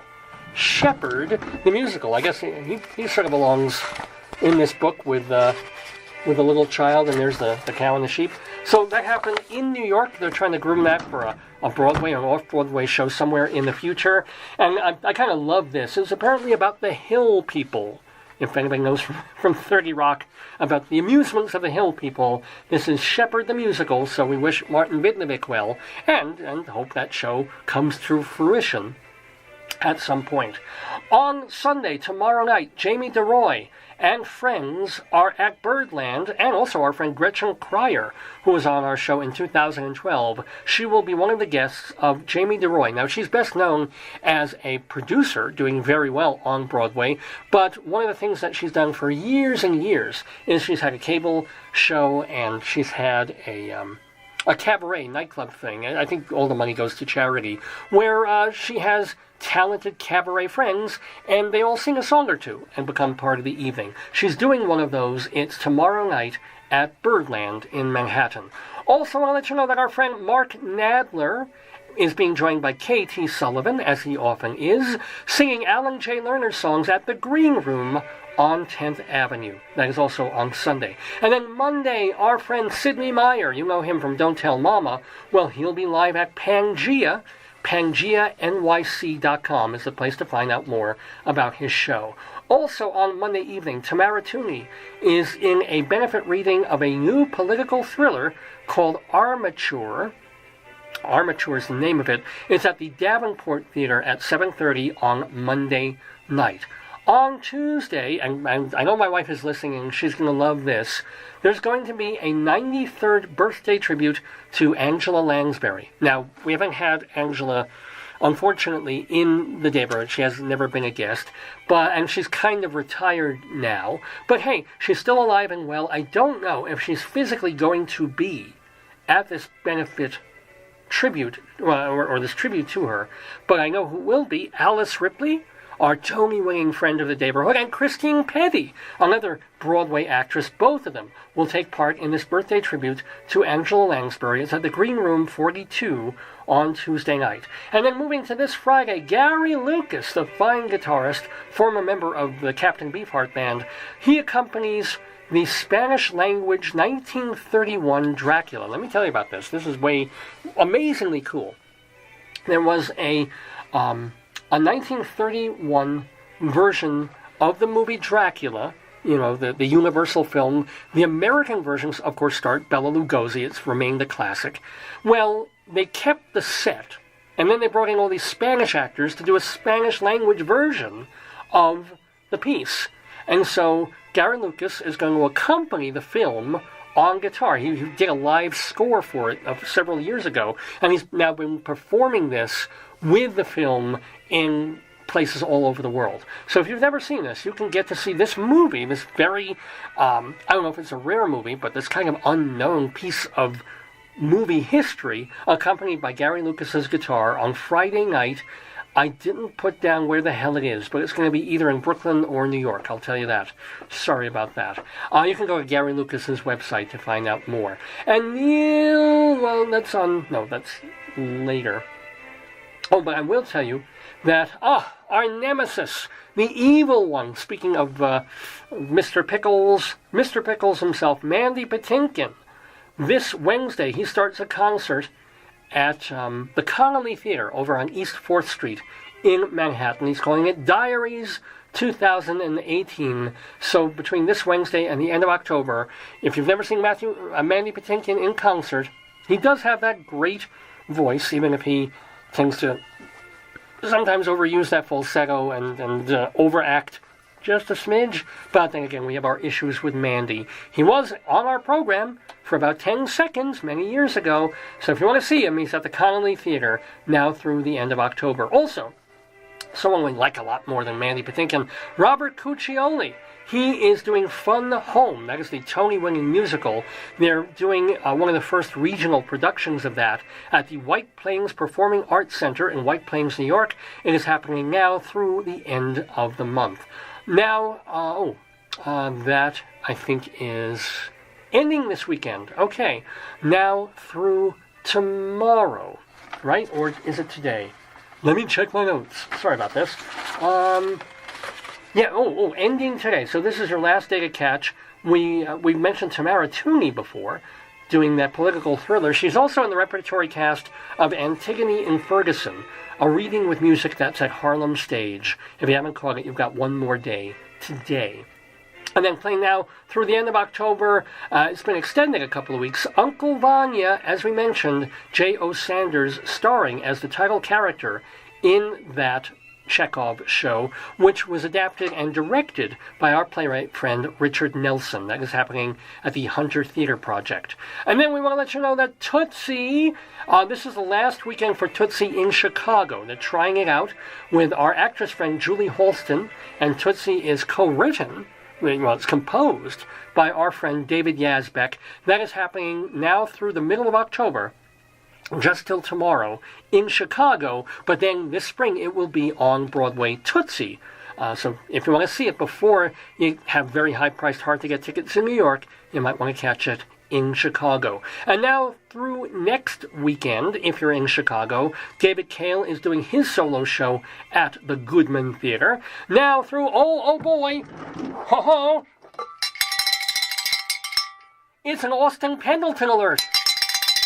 Yes, indeed. The lesser-known Tennessee Williams play, A Lovely Sunday for Crève-Cœur, I don't know how to pronounce that. A Lovely Sunday for Crève-Cœur is playing at the Theater at St. Clement's in Manhattan. The cast includes Christine Nielsen and Annette O'Toole, but it is directed by our ubiquitous friend in the neighborhood, Austin Pendleton. What else do I want to let you know? That now through early November, Robert Calfin is directing the comedy My Parsifal Conductor at the Marjorie Dean Theater on West 63rd Street. Now through the middle of November, we were talking about J.O. Sanders before, being in Uncle Vanya. He directed this one-man show by our other friend Galinsky called The Bench, and that played really off Broadway for several weeks, and now it's in Los Angeles at the Hudson Guild Theater in Santa Monica, now through November 9th.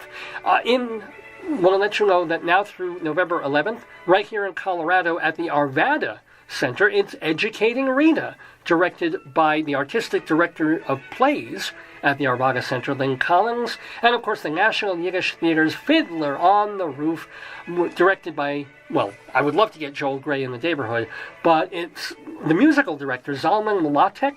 He was on the show, as was the lyricist, the great Sheldon Harnick. You can catch the National Yiddish Theater's Fiddler on the Roof. And by the way, a lot of the performances are already sold out, even through November. They extended it, but there are some that you can still get tickets for. I think they start at $75. Now through the end of December, speaking of things that get extended, Desperate Measures, the musical comedy at the York Theater, featuring music by David Friedman and set design by the artistic director of the York, Jim Morgan. Both of them are our friends in the neighborhood. And then we mention these every week. School of Rock is co-written by Glenn Slater. That's at the Winter Garden Theater. The Bang's Visit by the aforementioned David Yazbek. Catch that at the Barrymore. Come From Away, wonderful musical by Irene Sankoff and David Hine at the Schoenfeld. LaChanze is playing one of the Donna Summers in Summer the Musical. Hamilton features our friend Daniel Breaker. And then moving to nightclubs, Jim Caruso's Cast Party every Monday night at Birdland. Moving to the interwebs, remember to check out StageBuddy.com, which was founded by our friend Evan Seplow, and DrDemento.com with new and old Dr. Demento shows. A shout out to our friends Charlie Gross and Leslie Hoban Blake, who co-host Two on the Aisle, the theater review show, and Eva Heineman, who does her own theater review show, High Drama, on Manhattan Cable. And we want to give a shout out also to our friend Jeannie Lieberman, who is the editor of theaterscene.com. Theaterscene.com. And those, my friends, are the friends of the Daverhood. Woo! So, yes, indeed, ladies and gentlemen, it is just getting on noon Mountain Time, 2 o'clock Eastern Time, here in the radio Facebookio Daverhood. And we are doing the Dave's Gone By Facebookio program of the stream. I'm Dave Lefkowitz. I want to thank you so much for joining us this week and every week. And you're thinking, oh no, is the show over? Are we done? It's like, no, we do go sometimes a little overtime. Sometimes a lot overtime, because we have more to do, because we're not done with the program. We have more fun for you. We have our Saturday Segue of songs in the news, and this is where we play some piece of music or a part of it, and you have to think, hey, why is Dave playing that? What does this song have to do with something that's going on in the world at large? Something in the newspapers, something you read about, something viral, and is it the song title? Is it who did the song? Is it what the theme of the song covers? That's your job. That's kind of the fun of it. You get to enjoy the music and enjoy the little puzzle quiz aspect of it. We start with a bit of unfortunate, sort of sad news by one of the greatest bands of all time. We used to ride, baby, ride around in limousines. The unmistakable voice and sound in kind of a country honk mode there of the Rolling Stones and Mick Jagger. Kind of a little-known song there from Tattoo You called Black Limousine. Black Limousine. Why would I be playing a song called Black Limousine? Well, the really unfortunate and tragic news that happened late last Saturday when a limousine on a winery tour, well, maybe there is some poetic justice in that, but a limousine on a winery tour failed to stop at a particularly dangerous intersection and slammed into a parked SUV. Now, this was the big shocker because there are car crashes all the time and the driver's killed or the passenger in the death seat is killed. But you figure a limo is kind of more like a tank and people are going to be more okay, but no. 20 people died in this limousine accident, including, horribly, 2 bystanders. 2 people were just standing there near the SUV that the limo smacked into. Everyone in the limo was killed, and it was going about 50 miles an hour, struck an empty Toyota. I don't know why I find that strangely and horribly amusing. It is the deadliest transportation accident since 2009. Swear to God, deadliest transportation accident since a plane crashed into a house in Buffalo, New York, killing 49 people. So you don't figure, I mean, a limo going 50, you don't imagine it's going to do that kind of damage. I don't know if it was late at night, the driver fell asleep, or maybe if he partook of a little too much of the vino, or it's just badly lit. I read somewhere that this was a particularly hairy and heinous intersection, that they should have more signs up or more lights or more something. I think hopefully this will get local officials to do something where that accident happened. But that's why we played Black Limousine by the Rolling Stones to start off our Saturday Segue of songs in the news. Well, here's another one. You probably, I don't know if they're going to mention the name here. If they do, you will probably get why we're playing this. Within the fire and out upon the sea, crazy man Michael was walking. The unmistakable voice there of Sandy Denny singing with Fairport Convention, that taken from their collection Meat on the Ledge. And by the way, I know it kills me too that I get to play this great music and then I play about 28 seconds of a song and then I have to pot it down, because I say week after week, there are so many pluses and so many joys in being able to do this program on Facebook and have the visuals and not be connected to the problems and the tribulations of either an online radio station or terrestrial radio. There's a lot of pluses doing this and then turning this into a podcast and saving them. It's wonderful. The one major drawback has to do with the amount of music that I can play before Facebook shuts me down and says, no, you're playing copyrighted music, you can't do that, so without permission. So it's not like I'm paying an ASCAP fee, or I don't even have an ASCAP because my butt is particularly tight there. Anyway, I need the noise for that. Thank you so much. So my compromise is, you play that fair usage amount of a song. You play about half a minute, and Facebook and YouTube leave you alone. They let it go. Any more than that, something's like, oh, there's a right holder, somebody owns this piece of music, you can't do that, and you can't ask for money about this. Well, not like I'm getting any money from this. But we did play a song from Fairport Convention there, or part of it, and the song was called Crazy Man Michael.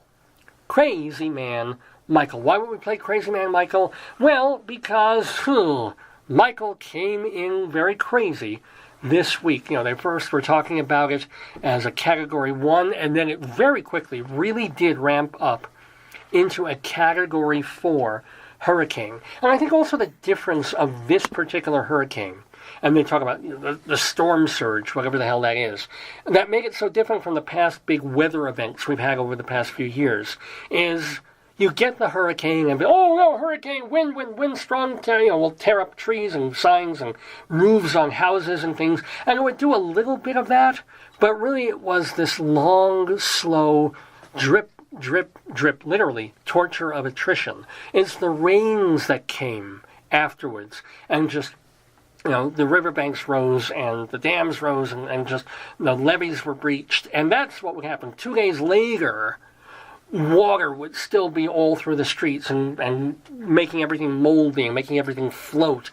So there was that kind of disaster, whereas the hurricane itself, the punishing winds and tornadoes, wasn't much. The newscasters would have to go really scouting about to look for any decent damage that they could show on the TV. Oh, look, this diner has its awning down. Oh, Meanwhile, the real damage was no power for a week and water everywhere. But it didn't look so. People looked like, oh, so you're stepping ankle deep in water. Whoop-de-doo.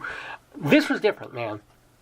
In the panhandle of Florida this week, as we've all seen, that Category 4 storm, Hurricane Michael, bore down, man, on Panama City and Mexico Beach. And you're looking at the damage on TV. There's damage, man. There was wind. There were tornadoes. They showed a tree being uprooted. And not like one of these little sprig things. I'm talking like a tree that's probably been there for 80 years. Just like, up and over. And cars just on top of other cars. And buildings that are no longer buildings. And entire fronts gone from them, and just eerily deserted streets with debris everywhere. They had the cameras out, and they say, oh, it isn't wind. It's not like you're going to get just knocked over and blown into a wall. What gets you is if pieces of heavy buildings start blowing at you at 140 miles an hour, and they hit you in some part of your body, you're dead. So, and you saw that. You saw the things flying around. This was the thing. It wasn't about the rain. It wasn't mostly a rain event. This was tornadoes. I mean, more people were killed in Virginia, I think, than were in Florida. Except there's still apparently hundreds of people unaccounted for. The last death count I saw was 17. It's probably going to go up much, much more than that. But I love the fact also of this quote-unquote weather event, if we're being euphemistic, weather event. This hurricane, this storm, this Michael, because Florida is contiguous and the damage was so much, all the news cameras and newscasters can get down there and the helicopters can go over there for some reason more easily than they could in Puerto Rico or even Texas. We're really seeing like, wow, mind-blowing damage stuff in towns that will take many years really to fully be reconstructed. And I love when they say they're so resilient, they're used to the bad weather. We'll rebuild. We're gonna rebuild.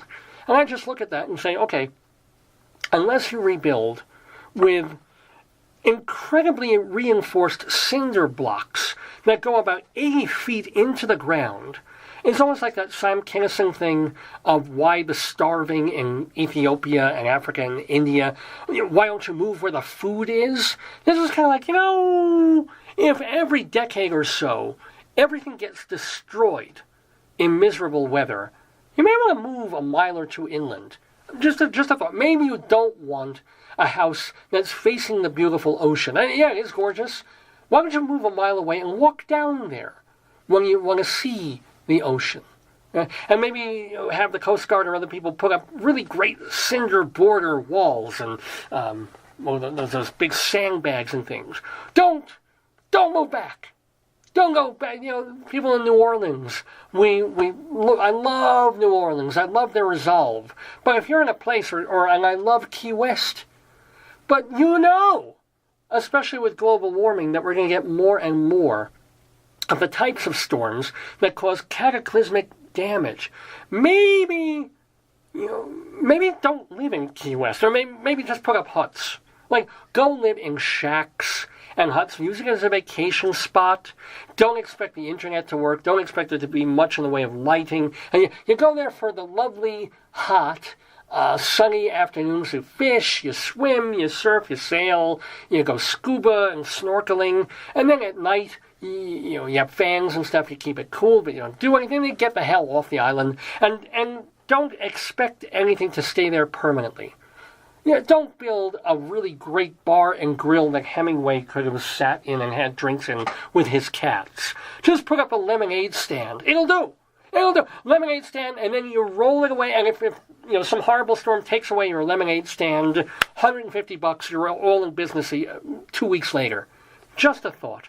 Just a thought, folks. Anyway, that is why we played Crazy Man Michael from Fairport Convention as part of our Saturday Segue of songs in the news. And now, let's get legal, shall we? I seen so many things that made me wonder, but sometimes it's hard to tell. Yeah, kind of a lesser-known song, but one I like very much from the rather contentious, I guess you could say, everything about this band was contentious. That's kind of part of the whole thing there. But Fleetwood Mac, of course, and you have to pardon me because I put on one more song here, and I'm looking for it. So I want to be able to set up the next, maybe I won't be able to find it. Just give me a mo here while I look for our next tune. No. Maybe I forgot it. Maybe I didn't do it. Oh, shame on me, because I first did it this morning, and now I may have forgotten to transfer it to this computer. And I do apologize for... Oh, no, I've got it. I'm sorry. I do. Yay. Okay, forgive me for getting distracted there, but want to remind you, or want to tell you, that, of course, that song is from Tusk. That was the follow-up album, of course, from Rumors, the multi-million selling, and still classic Fleetwood Mac album. And then they were already starting to fracture because personal relationships were getting in the way and money was getting in the way. And so Tusk was like their white album. Everybody was fighting, everybody was doing their own personal projects. And also they didn't know how to follow up such a mega album as Rumors without copying themselves, so they went off in different directions. So Tusk is, has a lot of dross on it, but it's got great stuff on it. That was Walk a Thin Line from Fleetwood Mac. Why would I play Fleetwood Mac? Well, I don't know if you saw the news, but they're not getting along again. You figure these people are old enough now. They're in their 60s, or 70s, maybe, to some extent. And you figure they buried the hatchet, and people who were married way back when, or had affairs back in the day, or fought, or were doing cocaine together, you figure, oh, hey, we have a tour going on with a $12 million payday for each of us, and that's the number there, I'm not making that up. Let's let's all get along. Let's do what we want to do, and let's make music and make the fans happy. We're old now. We're in rockers. We're all taking Metamucil. This might be one of our last go-rounds until we just do music in our own basements if we feel like releasing a project. But no, let's get on the road for one last big score. And what happens? Fleetwood Mac plays a gig at Radio City Music Hall in January. And then 5 days later, Lindsey Buckingham was kicked off the tour. Not really seeing so much why. It had to do, I think they were arguing, he had a solo album coming out, so he wanted them to wait for their tour so he could push the album, do the promotion on that, and then join the tour. And he was angry that they weren't letting him necessarily do that. Plus, Stevie Nicks only wanted to do 3 shows a week. And just internecine squabbling, typical of a band, certainly typical of a band like Fleetwood Mac. But then they kicked him off the band. So what does he do? Lindsey Buckingham is now suing Fleetwood Mac for some of those proceeds of the $12 million he would have made for more of the tour. Now, Buckingham originally left the band in 1987, but he rejoined 10 years later because he was looking for a payday back then. Let's see, what else? So there's been no comment officially from Fleetwood Mac and the members and the band itself. We just have Lindsey Buckingham's word to take for why he was kicked off and now why he is suing. It seems like the era now, again, maybe it goes in cycles, of band members not getting along again. I don't get it. So I was watching Sunday morning CBS, and they were interviewing Art Garfunkel, and they asked, okay, well, Paul Simon is doing his farewell tour.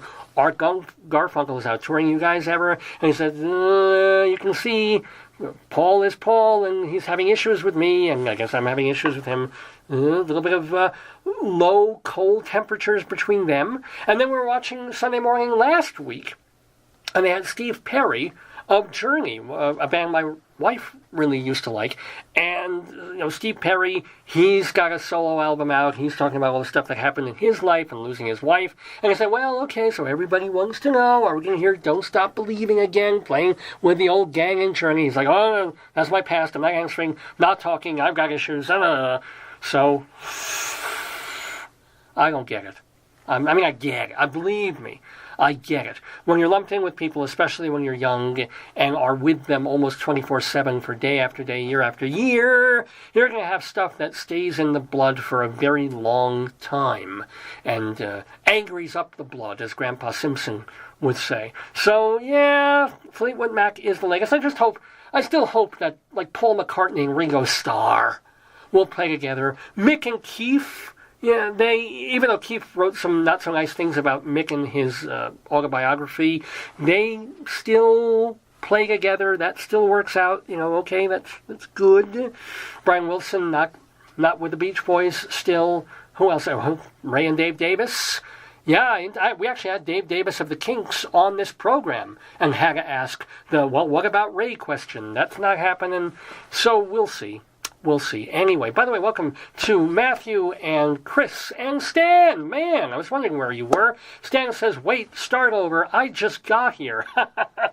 No, but Stan, do remember that if you don't see us live or you miss us in the mornings, you can catch the archives of the show, the replays of the program. Just give it a couple of hours or a day or so for us to capture the live video that we do here on Saturdays, also the audio that we have as a podcast, and you can listen tomorrow or the day after or the day or the month after that. So if, Stan, you missed us doing Storytime with the absolutely amazing and marvelous book here, My Sheriff Goes Over Weather and Farm Safety, yeah, or you missed Inside Broadway, or you missed the delightful dialogue that Rabbi Sal Solomon had with singer Stevie Holland. That will all be tomorrow, posted at davesgoneby.com. It will be audio that you can stream or put on your iPod. It's an MP3 file. Plus, hopefully, we'll be able to save and capture this, this Facebook video, and you can watch visually too. So either one. But I'm glad you're here, Stan. And Art Paul was here earlier. Warhol was here. A lot of the people that we mentioned. I haven't seen Chauncey. That makes me sort of sad. Chauncey, where are ya? Join us. Anyway, we do have a little bit more to do in our Saturday segue of songs in the news. And let's see, we got to... Oh, yeah. Let's do this one. Now, we play a little bit of Tom Waits every episode when we start our Greeley Crimes and Old Times. But this is a different number from Tom Waits. The monkey rode a plate on an overhead fan. They paid the donkey blue if you pay. I got a telephone call from Miss Istanbul. My baby's coming home today. Usually when I have to mention Istanbul, it's going to be either They Might Be Giants doing Istanbul or Constantinople, or it's going to be Tom Waits from his album Frank's Wild Years, telephone call from Istanbul, my baby's coming home today. Well, someone is not coming home from Istanbul, or actually, a matter of speaking, it's actually the Istanbul embassy in Saudi Arabia. You've been hearing about this. This is one of those really messed up stories that Jamal Khashoggi, and I don't have actually any stuff written about this because I grabbed this one this morning, but this story is getting some legs, folks. Jamal Khashoggi, and I'm probably mispronouncing it, or Khashoggi, who is this writer, this journalist of the Arab world. He is a Saudi national, but has been all over the world. He went to get a marriage license in Saudi Arabia in the Turkish embassy there, right? And then he goes in, and his fiancée is outside waiting for him. And then she's on the phone, she's holding the phone. And he never comes out. He goes into the embassy, and he disappears. And the scuttlebutt is that he was murdered. Murdered by operatives of the House of Saud, the Saudi Arabian royal family, for things that he's written about them and things that are negative about their ruling of Saudi Arabia. And now we're trying to figure out what the hell to do about it. Because we have, for some reason, this wonderful, friendly relationship with Saudi Arabia in this country, because we sell them so much arms. We sell them guns and bombs and rocket launchers and God knows what, even though, unless I'm greatly mistaken, 9/11, most of the people involved in that were from Saudi fucking Arabia, and we were flying out people, the House of Saud family from America. Well, nobody else was flying out of America during 9/11. We got their family out. So sort of, it's just there's so much economic stuff and stuff under the rug and sub rosa that we deal with Saudi Arabia, that we look the other way when they do shit, that we don't do with every other Arab country. If Syria gasses its people, we rightfully send bombs over and bomb the gas plants, If Lebanon does something, we kind of warn them, or we let the Israelis take care of it. If, obviously, we did something in Iraq that we had no business doing. We have a terrible relationship with Iran for good reason. I mean, it's just all these different countries that we hate in the Arab world as Americans say. But Saudi Arabia, oh no, because they're so rich and they've got the oil and they buy so much from us. We got to be nice to them. So now Donald Trump has a real question to ask. He's got to say, well, they probably murdered a journalist in cold blood. And it's also hot blood, too, because this is what happens. Apparently, he was not only questioned, he was then tortured, killed, and I don't know how they know this, but apparently he was dismembered. Apparently they hacked up his body in the embassy, and now they're trying to figure out where the hell he is.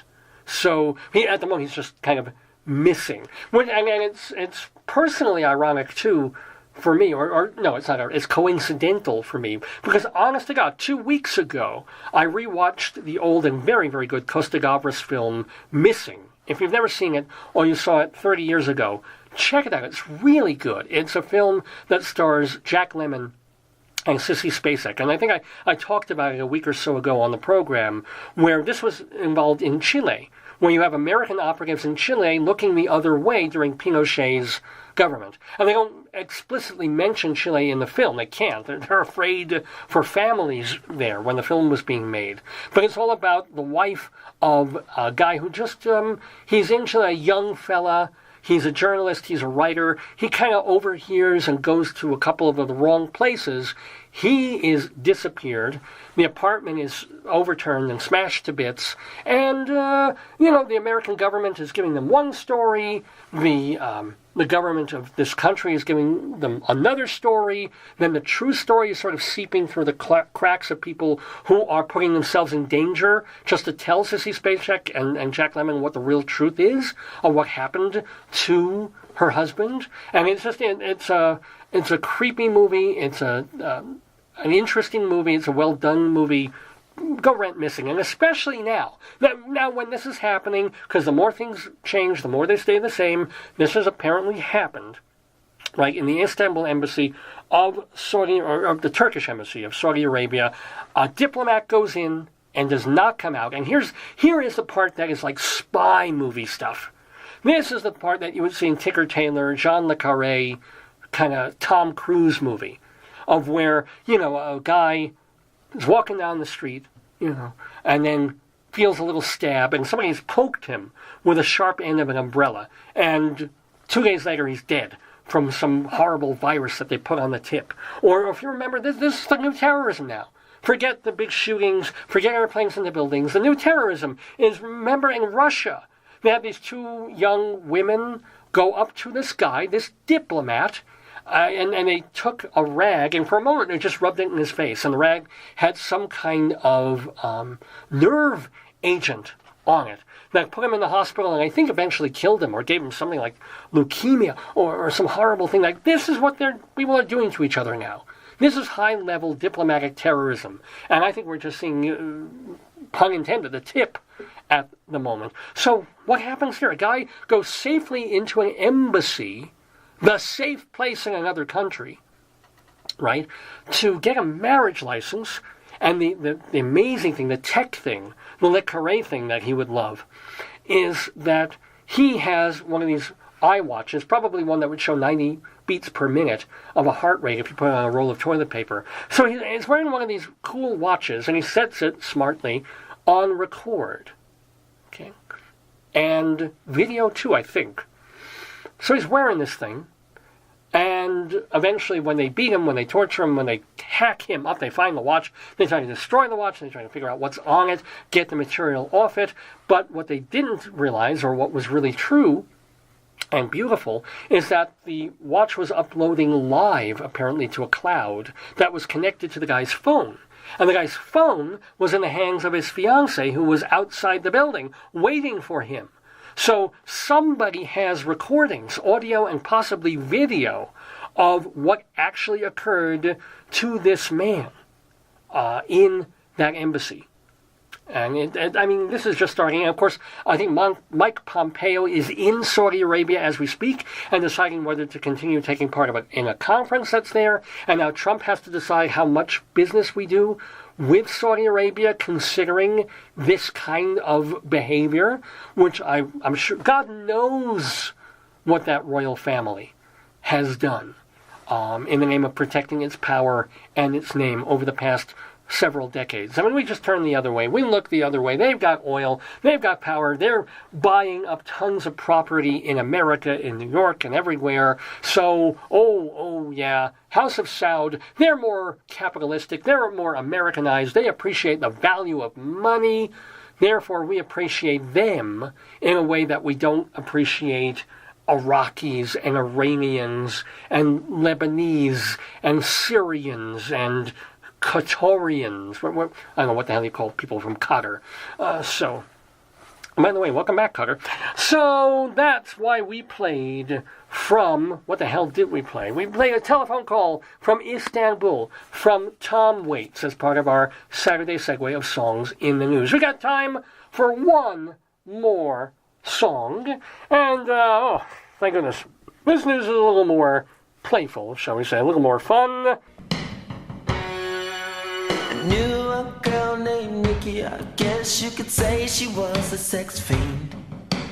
Yes, of course, Darling Nikki, the controversial song from the Purple Rain album. Amazing what Prince could get away with. I mean, Prince was like Saudi Arabia. He could get away talking about a girl masturbating in a magazine because the album and the movie of Purple Rain was so popular. But that was the song, or part of the song, Darling Nikki, from Prince and the Revolution. And so a very pleasant and amicable revolt in the Trump administration this week when Darling Nikki Haley resigned from her post as ambassador in the United Nations, the American ambassador to the United Nations. She apparently told Donald Trump months ago that she would be leaving in about half a year. Apparently she and Mike Pompeo didn't always see eye to eye. She didn't always see eye to eye with Donald Trump on some of the things he said about her and about America's role in the United Nations. But at the same time, there was definitely a respect between her and certainly from Trump going towards her. And you saw that in her kind of farewell meeting with him. That was broadcast everywhere. Maybe it's because he's hot for her, because she's still a pretty attractive woman. Although it would be really nice if she didn't, she could somehow, unlike most people from Massachusetts, could stop learning to talk through her teeth. She might be really pretty, or maybe she doesn't have a tongue, and she is concealing that fact from the rest of the world. But no, Nikki Haley leaving her post at the United Nations, it seems like an amicable break, unlike a lot of other people who have left this administration under very different circumstances. Scaramouche, and remember that guy who was hiding behind the tree, who was the spokesperson for a while before the Oompa Loompa came in? Anyway, there is some scuttlebutt. And if you've ever had your butt scuttled, you know how painful that can be. There is scuttlebutt that Nikki Haley has her eye on the White House, if not in 2020, then in 2024. I mean, I guess depending on whether Trump runs. And I think she got kind of a grudging respect on both sides of the aisle. I mean, I wouldn't discount her out of hand. Of all the people who are allied and connected to the Trump administration, one of the folks who could sort of reach across the line and be, if not proud, but stand behind what she said and what she did during her term in the administration, it probably would be Nikki Haley. So it'll be interesting to see what happens to her. Interesting to see what happens to the United Nations that Trump says he really doesn't care about and would like to sort of, fund less. I can't say for the most part that I blame him. So, Darling Nikki going away from the UN, and that is why we played that Prince and the Revolution song on Dave's Gone By to cap our Saturday segue of songs in the news here in the Daverhood. It's a little bit after 12:30 in the afternoon, Mountain Time, here in Greeley, Colorado, with me, Dave Lefkowitz, finishing off the 670th episode of the show. We call it Stevie's Wonder, in honor of our guest, Stevie Holland. Reminder to you, she has 6 albums out. Go find them. You're going to like to listen to them. And, most importantly, she has a new soundtrack album out that you can get from Amazon and iTunes and all those usual places. Sorry for calling it a soundtrack. I know, Peter Felicia, if you're listening, you would smack me across the face for saying that. It's an original cast recording of Love, Linda, the life of Mrs. Cole Porter, the show that she is doing as we speak, or will start doing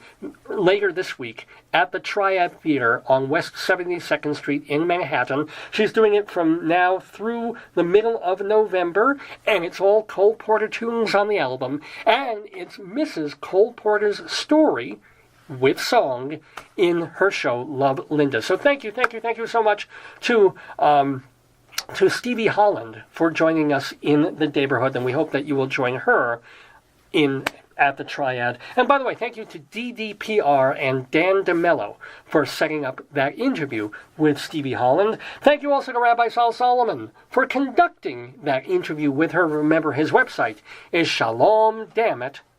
Shalom, D-A-M-M-I-T, shalomdammit.com. I want to thank my darling and adorable and wonderful wife, Joyce, for joining me for the first part of the show. Love you, hon, and always very proud and happy to have you as part of the Daverhood right here with me. And what else? What else do I have to tell you?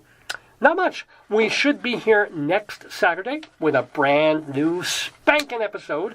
I'll spank the potato for you. Ooh! Brand new episode of Dave's Gone By. Will we have a guest? Possibly. Not sure. We'll find out. Even if not, remember, we've got to get to part 2 of Weather and Farm Safety featuring Casey the Canine. Seriously. And we'll probably go back to Dave's Big Dictionary.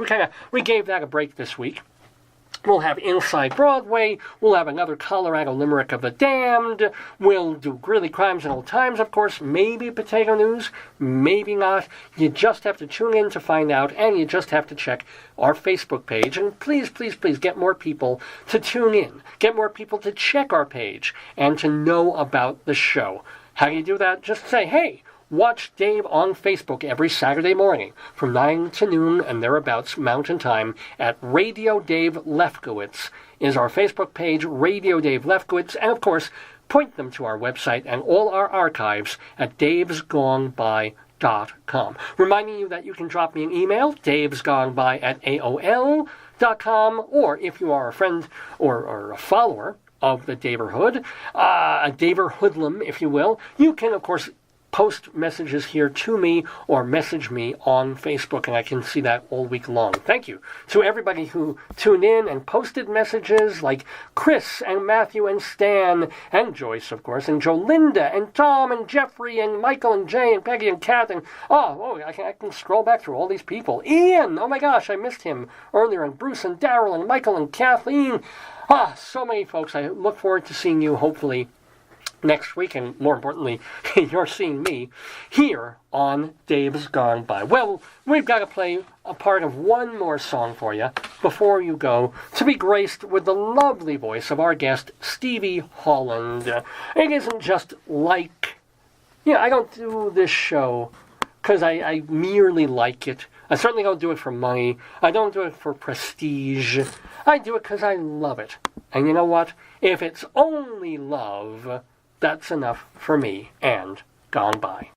If it's only love I receive,